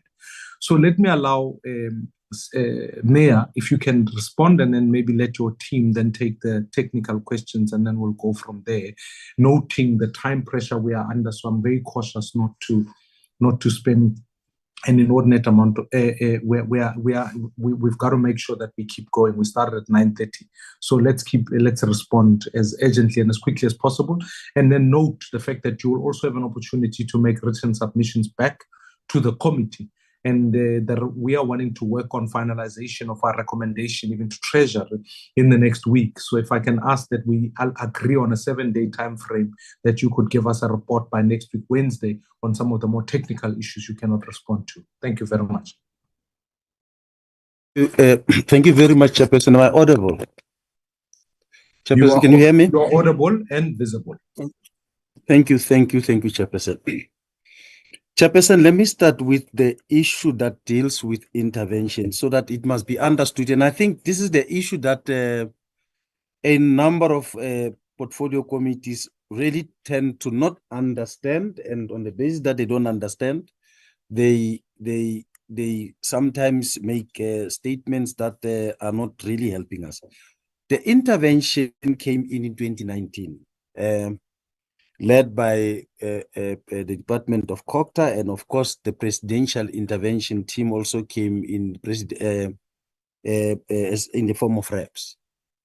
Like I indicated, they came at a time when there were serious political wranglings, and I must indicate this political infight were between parties, amongst parties themselves,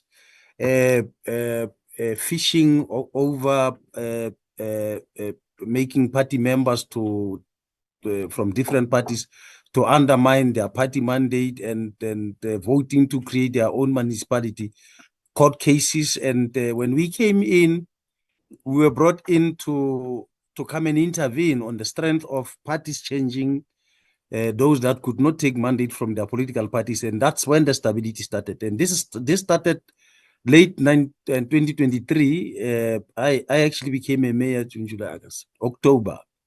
That's when I got elected as a mayor after a number of court cases by different political parties. In the main, DA and ANC are the ones that literally ended up even firing some of their members out of their parties and bringing new reps. Now, the team that was sent to intervene, like I indicated, it was a team made out of those people that could not be allowed to work by those political wranglings. I want to qualify that those political wranglings could not allow those colleagues that were sent to do their work, not even to reach out to projects, let alone to even tap with the administration that was there, because the infight was such that any move they take, they would be subjected to harassment and danger. They were even heavily protected to avert a situation where their lives could be easily disposed of. In the team itself, some of the people were really quite junior, I must indicate. Despite the fact that it was difficult for them to operate, they were also equally quite junior. A company called Ntiso, that was a cabinet rep, is the one that developed a financial recovery plan for us. And the document is actually in there pointing to 4 cardinal points: stabilizing governance, stabilizing institutional stability, also dealing with service delivery and finances. Those are 4 cardinal points that come out of the financial recovery plan. It's a document that is really guiding us. The officials will talk quite deeply on that. So the team left on December 2023, if I'm not mistaken. And since then, we have been on our own as the municipality, running under normal circumstances like a normal municipality. And in the process of doing so, we were able. So I want to talk about the elements of stability that we addressed in accordance with financial recovery plan. The issue of political stability, we succeeded in that. I did indicate. And the issue of also dealing with administration, we were able to appoint our senior managers that could not be appointed over a period under review. I must indicate, Chairperson, from 2021 to 2023, Mangaung had close to 8 municipal managers, 6 of those and 7 of the administrators. You count the number is 8 inside a period of 2 years. We have since stabilized that. So Mangaung has been going through all those turbulence that today, when we are being looked at by structures that even some introduce those intervention measures, honestly speaking, they don't take into consideration that we went through that turbulence. And we are talking to say that intervention is no longer there in terms of personnel, but in terms of paperwork, is still in place. By regulation, is still in place. We are running ourselves. I want to also talk about the issue of the AG report. The AG report, I I think, which I either from SCOPA and other bodies, the report that comes from AG is always retrospective.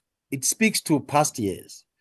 And indeed, if you look at Mangaung 2021, 2022, 2022, 2023, 2023, 2024, it had its own measure of going through difficulties.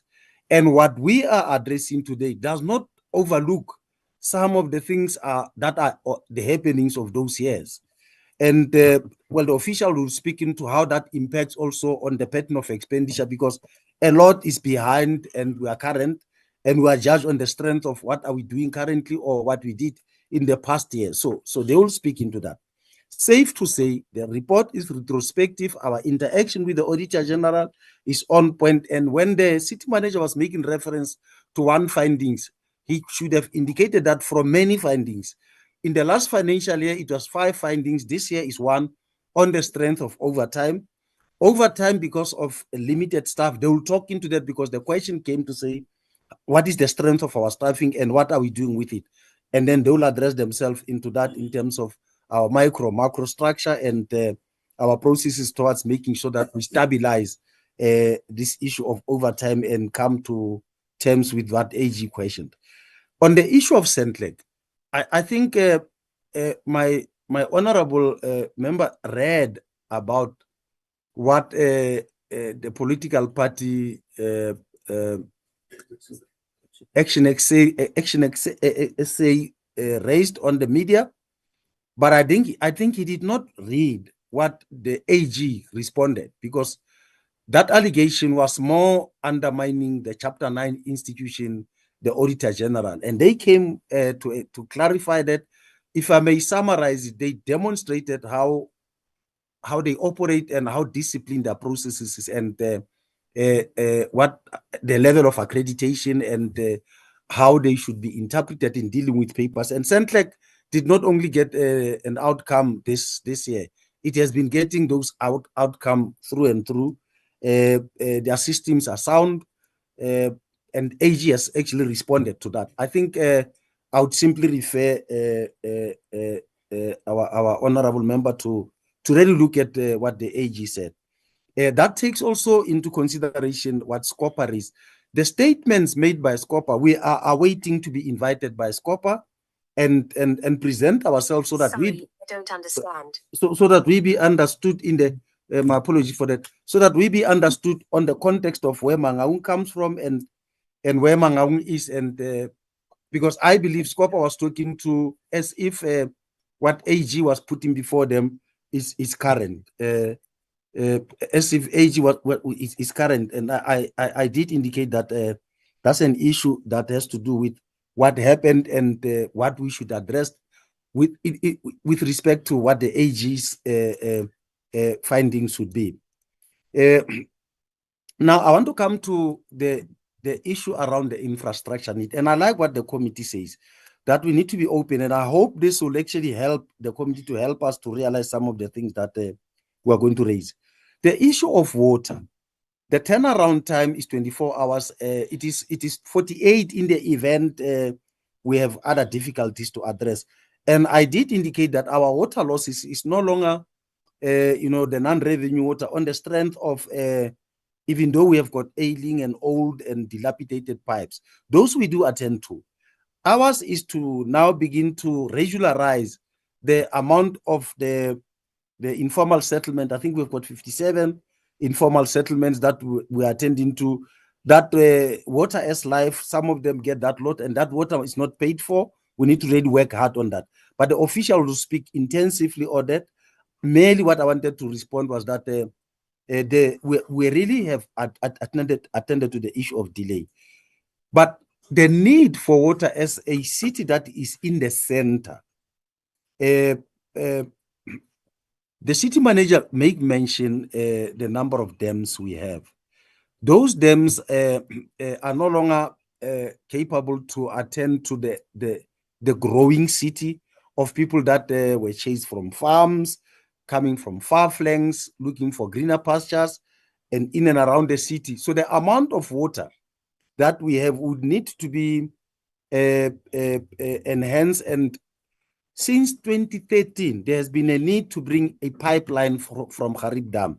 The Department of Water Affairs has come handy to want to help us. They are saying to help us to bring that pipeline, which will literally kill the issue of the crisis of water in Mangaung. But for now, we are interacting with institutions of learning, higher learning in the city, to look at how we can even tap with the underground water. The studies have been done, and we are really trying to look as to where we can organize resource and mitigate this water scarcity. The TBDT, the issue of sediments are also reducing over years. They are reducing the volumes of the dams that we have. So we would actually be trying to also try to imbibe all the residue to increase the volumes whilst waiting for the provision of the pipeline to come. The amount of roads that are there that Honorable Soviet make reference to, our tired roads are 1,600 kilometers that need serious attention, and our gravel roads are 222,000 that also would need to be attended to. The amount of money for us to deal with this would really run to about 7.5 billion rand, which we are trying to. We've worked hard, we've prepared business plans, we've approached user departments at the national level and provincial level, and would like also to piggyback on the infrastructure budget that has been made reference to by the president, and we're working hard on that. We're reaching out to different ministries and to make sure that they come handy. We are quite conscious of the fact that for us to open the Metropolis, our collection rate should actually be at a higher level. So we've put systems, and I think the CFO will speak to that. But I think the best is that we should be at 90 and 95%. Then in that sense, we'll be able to indeed consider pulling out a Metropolis. But the element of security and the insourcing, they will also speak into. We are really trying to make sure that a number of our services are literally those that we should insource. The collections that mainly, unfunded mandate to, let me say, when we came in, the city was being owed about 11 to 12 billion rand by different sectors, business, public, and residentials, public, business and government. So with government, we took a step to switch off. And we are indeed in the process of recovering what they owe us, as well as business. We have gone into those levels. When it comes to residents, we actually had to put measures of incentives to make sure that we arrive at a sound collection rate. The CFO will speak into that. I merely wanted to say we really are in line and in tune in making sure that we arrive at. Indeed, we are at the level of trying to source skilled personnel, and in particular in the engineering space, because I think the city manager did make mention that people are acting in positions that they are not qualified for, and our overtime and expenditure is actually around either people acting in different positions where either they are not qualified for, or acting positions are more than required. So the macro structure will address that. For all, what I wanted to say, Chairperson, is that yes, we are alive to, and I'm going to ask my staff, our staff, that when they speak to, they must speak, truth to power, so that your intervention must be quite strong. Let me talk about the one last thing, Chairperson: sanitation. In the city, we are having 79,000 non-waterborne toilets, 79,000, of which 50,744 of those are pit latrines that have been there over years, and then the remainder would be bucket system and others that others would refer to. About 1.7 is bucket system, and those that are remainders would actually be those that you'll find duct at the informal settlement.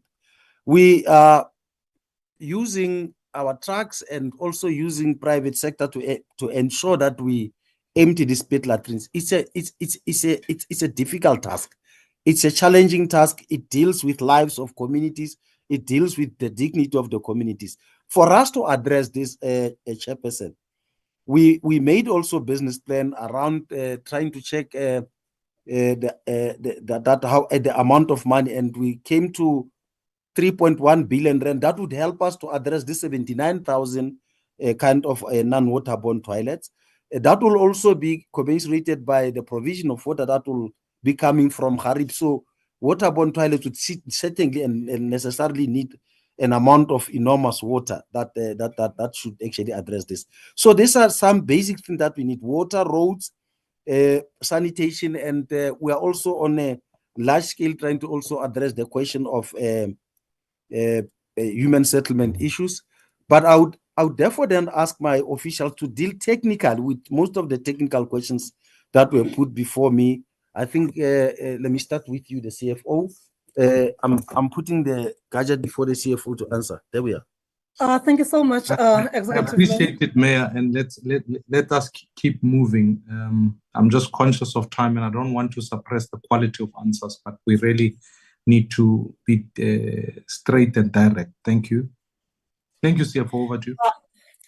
Thank you so much, Chair of the meeting. Let me also take an opportunity to greet all the members in this meeting. I would like to just address about 5 of the issues that had been raised, and I'm going to be very much at high level. I think first and foremost, I must state that with regards to the matter pertaining to the AGSA report and the comments that are being extracted from the meeting that was held between SCOPA and AGSA, the city would rather maybe provide written comments, as I think there were substantive questions raised. But still on the same matter, I just want to emphasize the fact that when you're looking at the Auditor General's report of 2024, issues of going concern were never raised. They are not part of that report. As much as the matter has come out in news and in social media, but in as far as the report itself that was presented by AG to the city, it really didn't reflect on the going concern issues, and would like to address that matter and give a perspective to the committee. As much as the city is constrained in terms of the revenue, I think we have dealt with the issue of the collection rate. We can also make reference to the average growth rate of our debtors book, which is between 18 to 25% per month, which is excessive. But the strategy that we have as a city is that with understanding of this low collection rate, on a monthly basis, we try our level best to align the cash outflow with the cash inflows to ensure that we don't necessarily overspend the budget to levels that will really derail the city to collapse. As much as we are sitting with the challenges of unauthorized expenditure, I think the city manager, when he was presenting, he gave the basis of the occurrence of that unauthorized expenditure. Therefore, on AG's report, I think I will make inputs for the executive mayor to submit to the committee, where we'll be giving much more detail. There were a lot of questions that came from the members regarding contracts management. I think there has been probably clarity that needs to be provided to ensure that we are on the same page on the matter.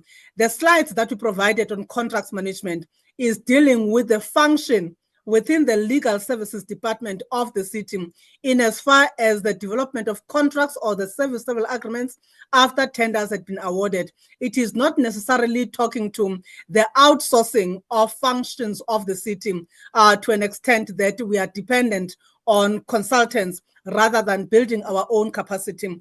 But again, on that matter, I think the questions were more in the case where the city is outsourcing and not building its own capacity. So we are basically indicating that to fight corruption, we have done those separation of duties between supply chain, contracts management, as well as expenditure subdirectorate in the finance to ensure that one plays oversight over the other. which is now leading me to the next question that came regarding the whistleblowers and what is the city doing. The presentation was quite clear in the fact that the subs acted on whistleblowing matters that were reported to them. The engagement that we held with the subs did not disclose the details of what has been reported to them in as far as those tenders are concerned. And there was a question relating to the value of the contracts. To be specific, one of the tender that we were not specific about is the tender on trade waste collection, which per annum is valuing between 50 and 60 million in terms of the value. We are appointing about 6 to 7 contractors that assist with the collection of collection of refuse within certain areas of Mangaung. And then there was a whistleblower, then subs acted on that. We are yet to hear from them the details of the allegations made so that we can see from our side what is the next step that the city should take, either to terminate the contract if the allegations are severe, that they are actually touching on the credibility of that contract that has been awarded. So far, the contract is continuing, no stoppage has taken place. Then the next question is around supply chain. Again, the members of the committee, when you're going back to the audit report, there hasn't been any material audit finding on supply chain in Mangaung, except for issues pertaining to contract extension that were not in accordance with the legislation. So the SCM implementation is quite at a very professional level in Mangaung, and the track record speaks for itself.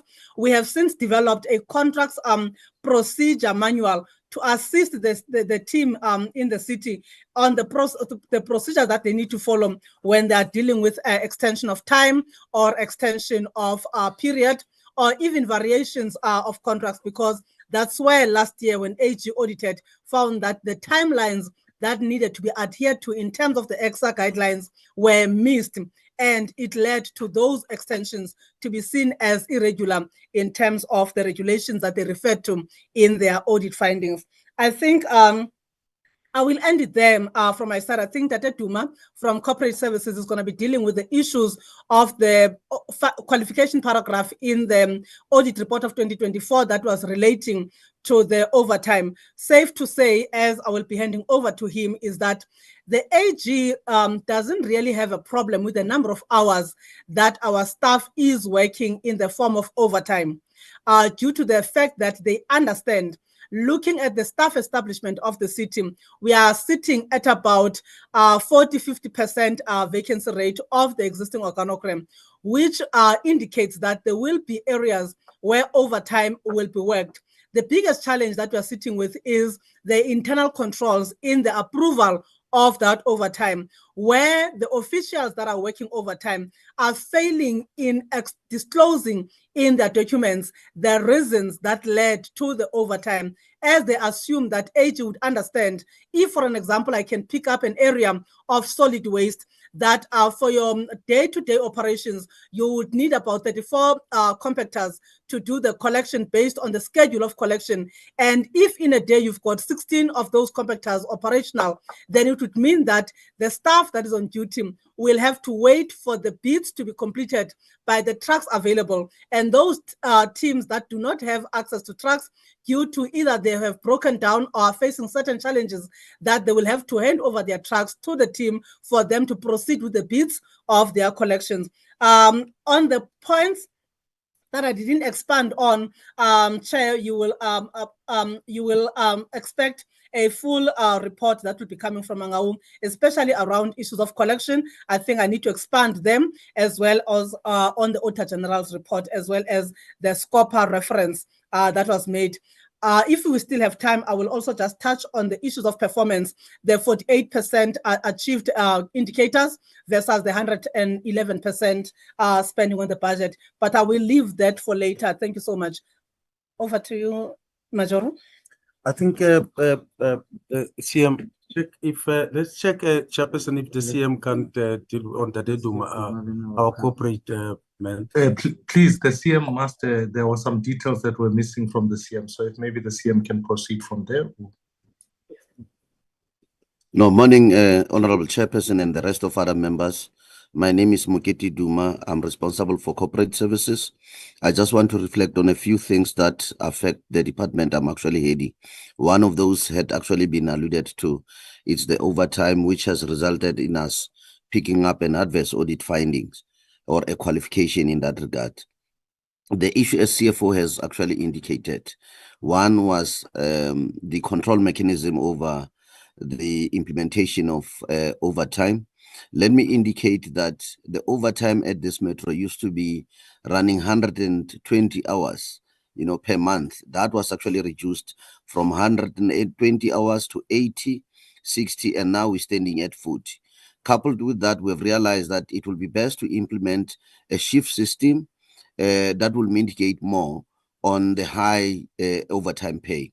Currently, in terms of the staff compensation, we're standing at 42%.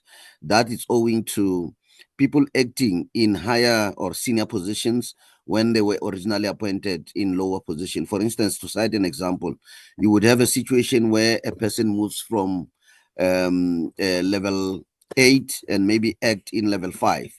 So in acting in level 5, it means that you pay the difference between level 8 and level 5. And at the same time, that level 5 has got certain benefits that the incumbent will actually be entitled to. So like your car allowance and many other related allowances. So that's part of what you will have to pay whenever the person acts in that particular position.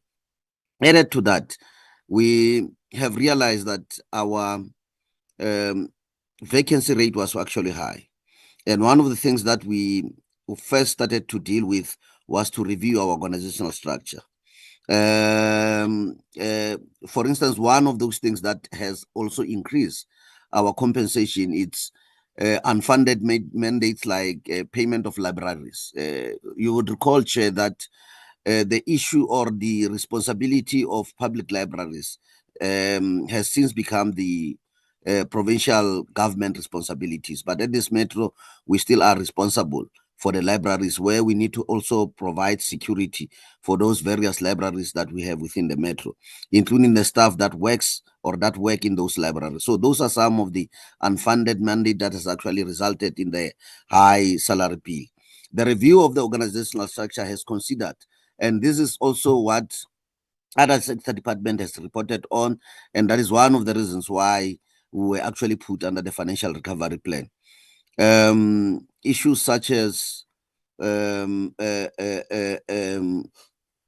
where you have, for instance, I'll do an example about as we were doing this review under corporate services, we had a general manager responsible for human resource and another general manager responsible for human resource management development. So in the review, what we have said, because that in itself is a duplication of responsibilities. So we said we are clipping the two responsibilities. We will only have one general manager who will be responsible for both human resource management and human resource development. The same goes with labor relations and legal services. You had two general managers. We clapping those functions to be legal services and labor relations, and others where we had many general managers. In the current staff establishment, we have about 37 general managers. And if you look at organizational development principles, including the reporting lines, if you have 37 general managers, it means you would have to have about 74 managers, and that is actually unaffordable. That's why we have now, in terms of this review, reduced the number of general managers from 37 to at least 28 in the current reviewed structure. And the amount of money that will save from those, it will actually be channeled towards creating more position at service delivery level. And the other question may come to say, what happens to the current incumbents?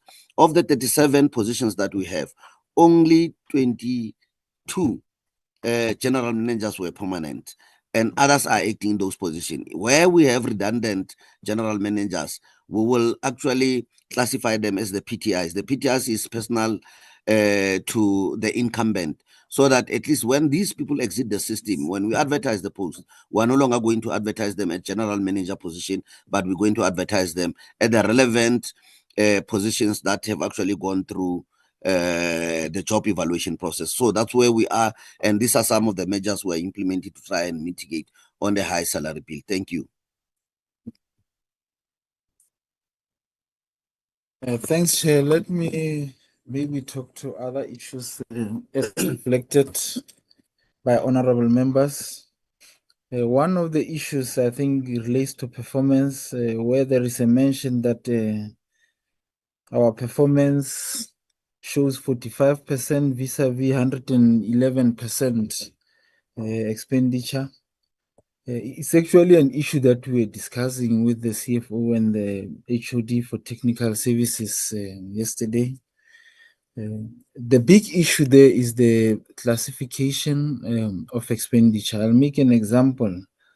One of the arguments that we're having with the AG, when there is work that is ongoing on infrastructure projects, like digging for pipes and other things relating to water, some of the expenditure will not come out as a pure performance, but it's performance that has happened and it could not be recorded as such. So we are going to work on a comprehensive response on that issue in particular, to say why there is that discrepancy. It's not the discrepancy that shows that the city has overspent, but it is a discrepancy that shows actually that some expenditure were not classified accordingly. We are going to account on that one, Chair.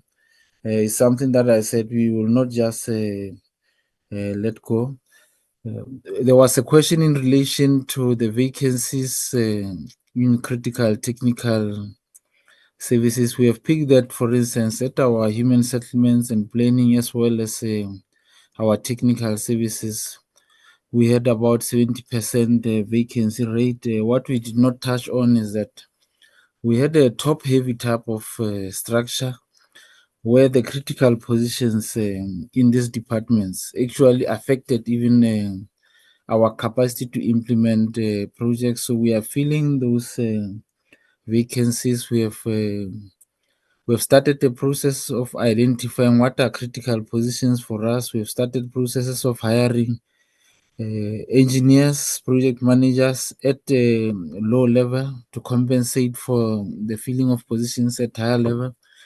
We have appointed about 6 engineers. We're in process of also appointing specific technical managers and general managers. We are covering that space in order to ensure that Mangaung is able not only to spend but also to perform with regard to the work that we are doing. So this will be if I may say, it will be a fruit starting from the next financial year. We have created the war rooms where there is a shortage of capacity, where an intra-departmental approach to project implementation will be applied to ensure that where there are no skills, they are compensated for by drawing from other departments. We have also appointed what we call a project management office. Mangaung never had a specific project management capacity, so we have appointed that to deal with both catalytic projects, but also to work in enhancing the work of other departments in relation to where we have picked shortages or weaknesses within the departments. We've got a project readiness subcommittee that checks the readiness of projects before they can be implemented or they can be budgeted for. So we are putting that technical support in terms of the work that we are doing. With regard to the technical committee on IWYIF, I always get that one wrong, the abbreviation. In particular, we have appointed a technical team to deal with UIF and W, to be chaired by the GM risk management, and have a team from other divisions. So we are giving attention to that. I think the executive mayor touched a bit on the fact that the systems were extremely collapsed. So we are putting measures in place. We are responding to issues. He touched on the fact that because of the various changes that have taken place, it took time for us to just put measures in place.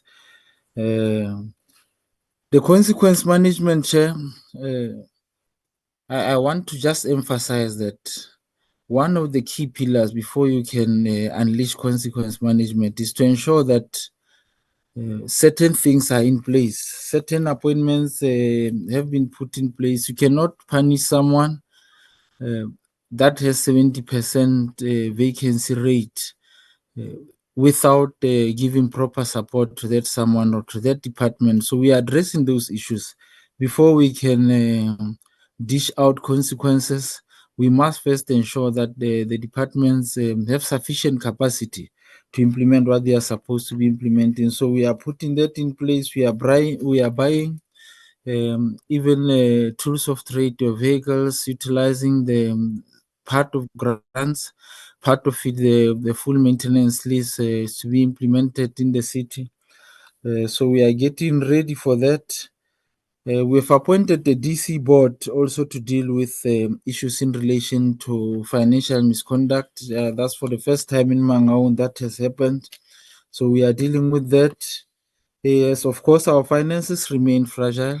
There as well, we are putting systems in place for revenue collection as shown in the presentation. We have appointed companies that are assisting us with collection, debt collection in particular, but we are also in the city, we have also created what we call a revenue collection war room. We are complementing the work of the Department of Finance as well as the work that is done by these companies. The fruits may not be showing immediately, but we are anticipating that going into the next financial year, the 85% is a realistic shot for us as the city, but the city remains economically fragile. We held an investment summit earlier this year. Huge commitments were made out of that investment summit. We are hoping to finalize the implementation on some of the commitments made at the investment summit. That will also enhance the capacity of the city. We have issued an expression of interest on our land parcels. We have said that ideas that will make the economy of the city to grow will be given the first consideration. We are hoping to finalize the work in relation to that investment summit by the end of this month. That's the directive that we have been given by the executive mayor. I want to touch on the issue of maintenance. We've been spending around 2% on maintenance as the city.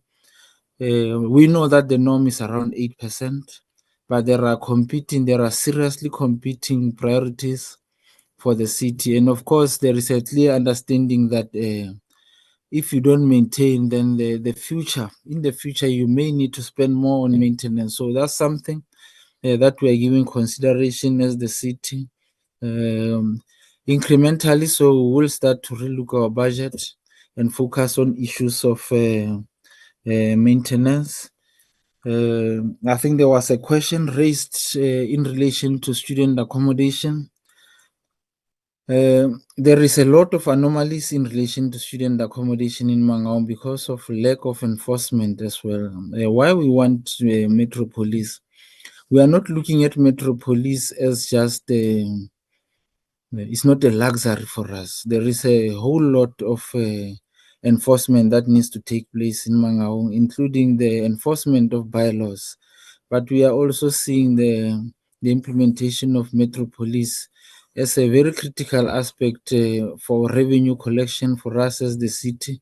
As I've reflected, what the SAPS is doing is just policing, but what the Metro Police will do for Mangaung will be a comprehensive response in relation to the broader enforcement in the city, including the enforcement of bylaws, also strengthening our revenue collection, ensuring that there are no defaulters. Yes, we are receiving reports, particularly around the University of the Free State, where people are erecting or are instituting illegal student accommodation. So we respond, but we are responding mostly on an ad hoc basis, whereas we think that when we have a comprehensive Metro Police, we will be able to have a unit that deals not only with the illegal structures, but also the issues in relation to occupation, illegal occupation of land generally in the city. With regard to, you touched also, I think one honorable member touched on the SCM, other issues. We are planning also additionally, maybe that's a point we didn't reflect on automation at SCM to prevent leakages and to prevent any tampering, if there is any possibilities in terms of our system. The water demand management strategy is being implemented. We'll share the information. In terms of number of indigents, I think there was a question raised about the inconsistencies in relation. We are cleaning that data. Remember also that data of indigents impacts on equitable share as well. So we've got sessions, we've got our interactions with our communities where we are addressing, because people think that if you come out as an indigent, maybe some sort of embarrassment. But I must say, Chair, that we regard the registration of indigents as an aspect that will give us a realistic data in terms of the shortages that the city is currently experiencing. I think the executive mayor touched on the issue of the impact of national. Chair, we are on our own as reflected. So we think is also an element that touches just this last point, Chair. It's an aspect that touches also on the liquidity of the city and the credit rating of the city. For as long as we have intervention in our system, which is not there, we have tried, for instance, to introduce certain efficiency measures, like the introduction of petrol cards into our systems of vehicle management. But the banks will always say to us, when you want to borrow, you are still under intervention. So we are saying that we have put a submission to National Treasury, National COCTA, to say that allow us now to run with our affairs as we are actually running our affairs. We've got plans in place to make sure that there are efficiency measures in the city. But that's one element that also brings that to a halt. Chair, for some of the questions, we'll make written responses as indicated. Thanks very much. Please, I think that would be most helpful if you are able to make those submissions. There is a hand that is up from Honorable Khanyan. I don't know if there's any particular point. I really believe, and Honorable Bateman, I do take acknowledgement of your email. We will provide a composite report that asks. I do want to appeal and say to you, you're asking us, and I will certainly put the question forward to say, what are we doing with cooperative governance as it speaks to the issue of the intervention that has been put on the table? And yet at the same time as that, I need to also have a fair assessment of performance indicators. And there are a number of good things that are happening in my reflection, but there are a number of things that obviously need urgent attention. And in some ways, I sometimes never enjoy the famous government line, back to basics, but it is, as honorable members have expressed, the basics of fixing potholes, the basics of making sure roads work, the basics of ensuring that ultimately citizens who in fact, from a rate payment point of view, and broadly are able to experience the quality of life they deserve. I don't mean having indigence is a negative thing. I think that it is the nature of our country. But what I do mean is that it requires the appropriate budgeting. Otherwise, you'll be dealing with unfunded mandates almost permanently. And therefore, that becomes a broader societal question. And I think so you need to hear my comments on that. Please, if I can ask that you make, I'm sure you would have done a submission on the white paper on local government. If you can finish us with that, that would be helpful, just so I know what your thinking is in regards to this matter. And then obviously we will take, I hear your comments about where the Auditor General sits and the historical nature.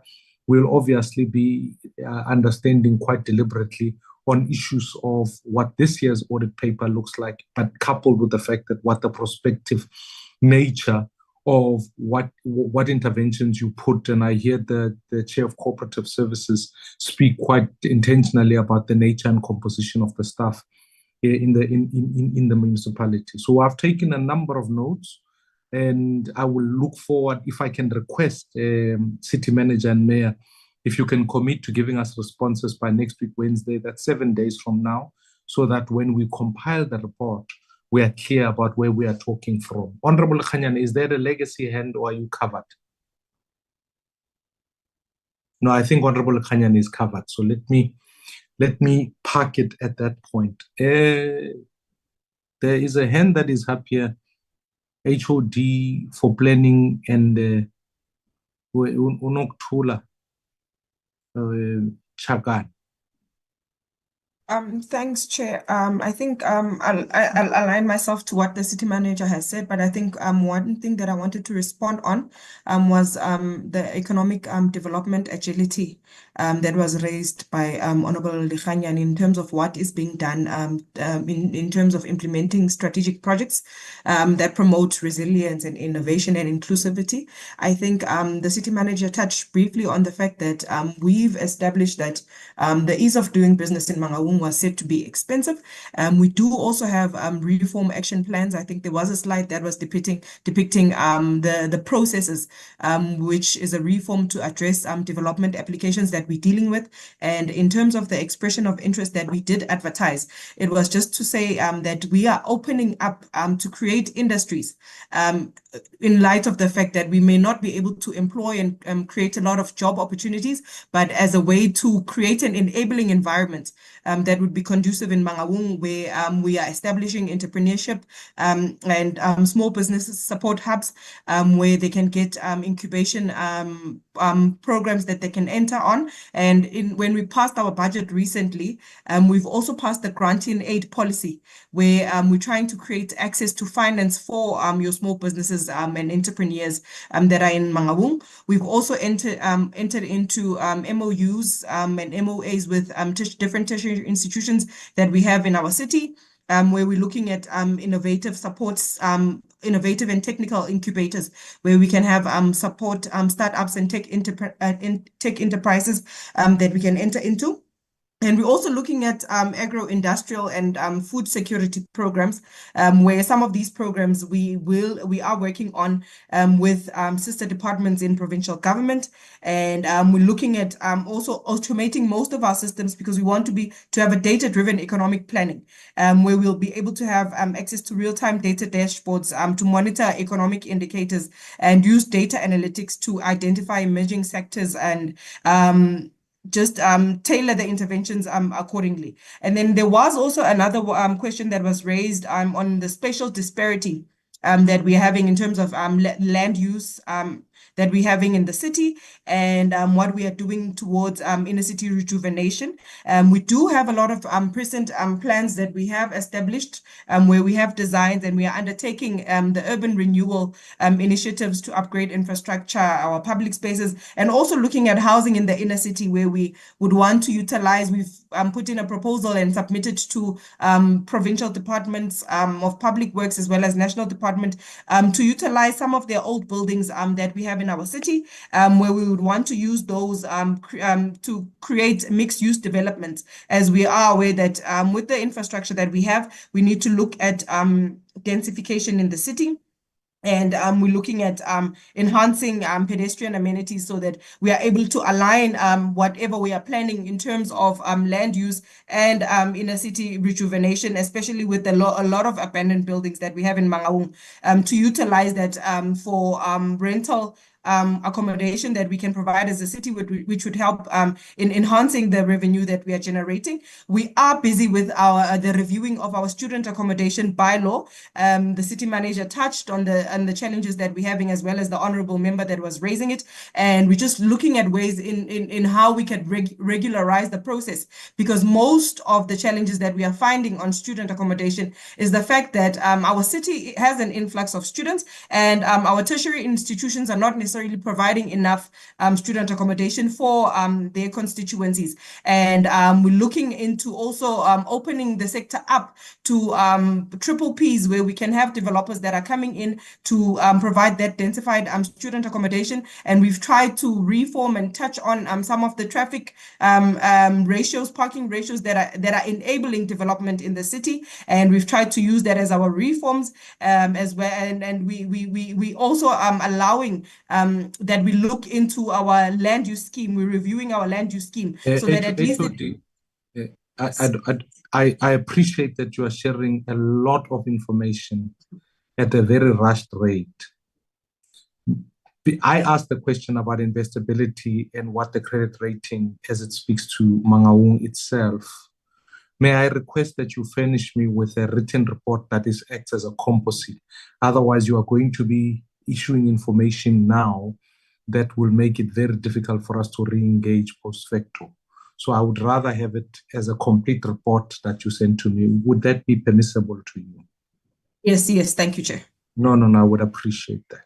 With that in mind, honorable members, Executive Mayor, again, I want to express my appreciation for your team, for you being here, for the work that you've done in Mangaung, and for the work that you now need to continue to do. It is not, we selected Mangaung, in some ways it sets the benchmark. As you know, Johannesburg is next week, and part of the work that we are committed to doing is about making sure that there's accountability on municipalities and the work that must be done, because everyone lives at an address. No one lives national. Everyone lives at a municipality somewhere, as Honorable Kalega Mazibuko says. So I think those become then important components. We've taken note of the presentation today. You will receive from us a set of questions that honorable members need clarity on. And then if we can agree, Honorable Mayor, for that written response for next week, Wednesday, that would be possible. Is that agreeable to you, Honorable Mayor? Chair will do that. We'll also appreciate if a list of questions would be forwarded to us so that we must be on point in responding to. We'll take note with those that were asked, and if there are some, so that we should give a complete report. But we are in line. Yeah. I appreciate it, and thank you very much. It will be sent to you certainly by close of business today, those set of questions, and then we can work on a 7-day turnaround. Let me thank the team. Let us then at that point close this point of the agenda. I'm going to move on to a number of minutes, given that we've got a short period of time left. Thank you so much to the team from Mangaung. You can log off the platform. Members of Parliament who are left, may I then move us to consideration of minutes? I like to take them in the date that they were presented in, starting on the 23rd of April. These were minutes that were held with a briefing of National Treasury and ESCOM and the ESCOM debt relief bill and unfunded mandates. I'm sure members would have read through the minutes. They are from the 23rd of April, so they're quite a while ago. Are there any challenges with page 1 of those minutes? Page 2? Page 3? Page 4 of those minutes? Page 5? 6? And then lastly, page 7. Is there a member who would like to move for the adoption of those minutes as a fair reflection of that meeting on that day? Honorable Bateman? Yeah, I'm happy to move. Thanks, Chair. Thank you very much. Is there a member who would like to second the adoption of the minutes? Chair, Honorable Sigede. Honorable Sigede, we will move as a seconder of the minutes. Moving ahead, Mashile, the next lot of minutes are the minutes of the meeting held on the 27th of May 2025. Can you present those for us, please?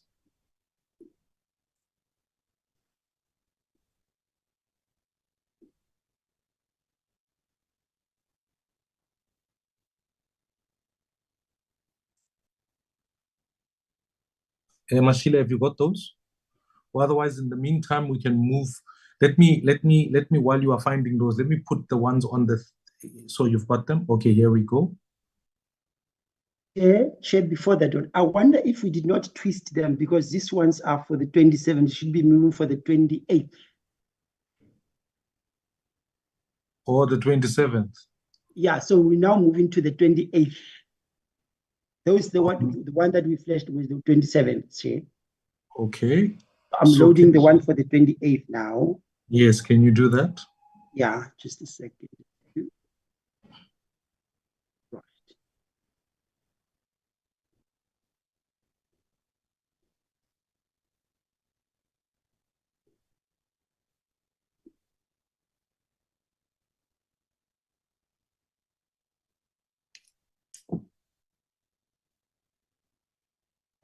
I have them in front of me here, otherwise I could flash them myself. But, I can't, I'm not connected to the platform. So if we can move with speed, thank you very much. These are meeting of the minutes on the 28th of May. Can I ask, this was obviously with a briefing on the division of revenue, a meeting with National Treasury on the appropriations bill, the public sector pension bill, and lastly, sorry, Mashile, can you go one up quickly? Just back up, because the fourth item there was the fourth quarterly expenditure report on the financial year. Let us work through. Is there any concerns with page 1 of these minutes? Page 2.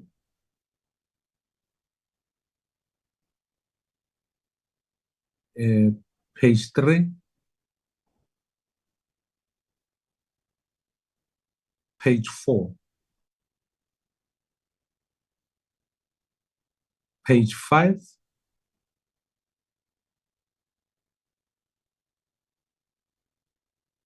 Page 6. Page 7. No, there's nothing on page 7, so we'll finish them there at page 6. Is there a member who will move for the adoption of these minutes as a fair reflection of the meeting on the day? Move for adoption. Honorable Skete will move. Is there a seconder of the minutes? Mkhonto, I second, Chair. Thank you, Honorable Mkhonto. If we can then proceed, Mashile, to the 30th of May.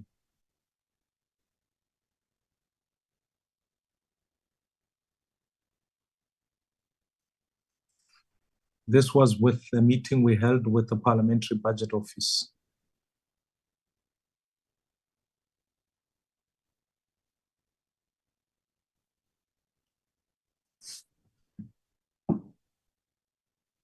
Have you got them there, Mashile? No.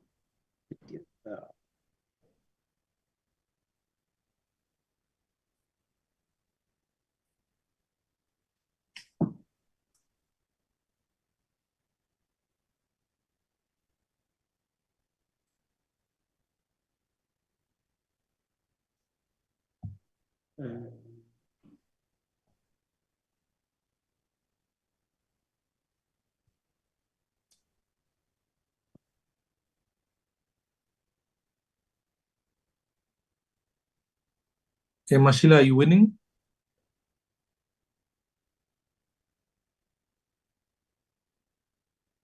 I'm struggling, Chair, but I will definitely get there.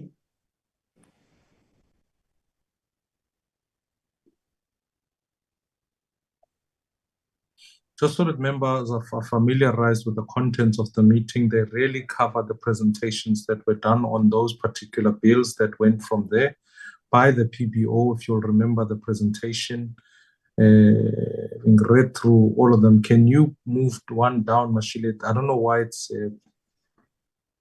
yeah, you can keep going down.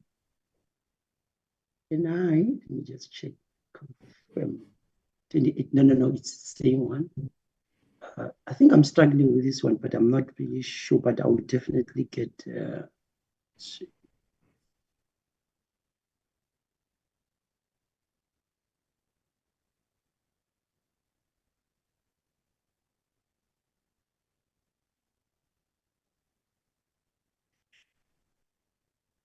I think the only, And I will raise it when we get to page 3, if we can get there, Mashile. Yeah, can I suggest this, Chairperson, right? Whilst we're still going to load the one for the 30th, can we go to the one on the 23rd? Because they are still on the pipeline. We can consider them now, and then we'll revert to those if it is if I'm not mistaken, Mashile, I think we did look at the 23rd. Yeah, but just to remind honorable members, in the last meeting, I think the last 2 previous meetings, we had an issue the way Mr. Honorable Sigede was inadvertently marked absent. So the intention here was the chairperson indicated that we need to retable the minutes so that we correct this in the meeting. And this is where I've highlighted, this is just this very issue. Oh, where okay. Mr. Sigede, yes. So if we agree on the amendment, then we can dispose of them. Okay, can I, well, given that the rest were considered in committee, the only adjustment there is the point that you've made that Mr. Sigede, or Honorable Sigede, was absent. You are saying that, is it the view of the minutes to say he was absent or he was present? So. No, in fact, he was inadvertently marked absent, but we have confirmed there was an apology that he tendered on that particular day, and he drew our attention to that matter in a formal meeting. Yes, so that's the only thing that yes. So if I can ask that, even on the ones you have circulated here, it still reads as though he is absent. He had sent an apology. So if you can put it in the section there about the apology. Yes. Correct. If you can adjust it like that. And then what we then move from there, I think honorable members, that will represent the attendance register of that particular meeting. Are there any other adjustments that need to be made to these particular minutes? This was the only adjustment, and then I'll attend to it, and then after, Can I request if there's a member who can move for the adoption of these minutes on the 23rd, with that adjustment being made? I move, Chair, with the adjustment made. Thank you, Honorable Kalaga Mazibuko. Is there a seconder to the minutes? I second the minutes, Chair. Honorable Siade, in the minutes that you are seconding, you are marked as absent, so it would be tricky for you to second. Mashile, what happened? I sent you my apology before I went on the flight. So can we have that adjustment before this? We made those 2 adjustments, but we'll need to get somebody else to. For the 23rd. The Chairperson, I think let's attend to this one. The Honorable Siate, would you mind to repeat what you said? Honorable Siate is saying that she had sent an apology to the meeting. To the meeting. Yes. All right. Once we okay. Yes, Okay, yes. so what happened was, because I was flying this morning, my flight was at 8, landing at 9:55. I had to just let you know before at 8 that I'm going to enter late. So that was not really an apology, just said that I'll be entering but late. You're referring to the minutes of the 23rd? Today. No. This has got nothing to do with today. I'm saying on the minutes of the 23rd, you could not second the adoption of those minutes because you were not there. Okay. No. I thought today. It would be strange of you to say you were there. So can I ask for a second of the minutes? I second, Chair Mkonto. Thank you, Honorable Mkonto. Mashile, can I ask that the remaining minutes are for the 30th? Have you been able to locate them on your side? I have them in here, but they cannot upload for one reason or another. So I suggest that we defer them to the next meeting if possible. I will, if you can, and then we will then take them on to the next meeting. Those are the outstanding minutes that we've got. Honorable members, in the light of all of that, I will now, we will then convene on Tuesday. May I suggest that we begin earlier on Tuesday? I will send the communication out to confirm venue or virtual platform. If it is on virtual, I will request, given the fact that we've also got the City of Johannesburg potentially starting at 9 a.m. as we did today, simply because if it's on a virtual platform, we can then proceed from there. If that is... Yes, Marshall. Before that one, I think you also forget the issue of Friday, the 13th. No, I think members are... Okay, all right. Yeah, members are aware of that. It's a hybrid meeting with public hearings. It will be at the Good Hope Chamber, if I'm not mistaken. So members, if we can all be present so that we can receive on a hybrid platform some of the submissions that are going to be made. Yeah, just correction. We've got a problem with the Good Hope Chamber. There's going to be a youth parliament activity there taking place. We are trying to sort out the alternative accommodation, and then information will be circulated in time to the members. Thank you, Mashile. We will send those out later on today as soon as all the confirmations are done. With the light of all of that, honorable members, we will see you on Friday for our meeting then. I want to thank you and thank you for your participation in today's meeting. It is now 12:18. The meeting is thus adjourned. Thank you very much. Thanks very much, Chair. Thank you, Chair. Thank you, Chair.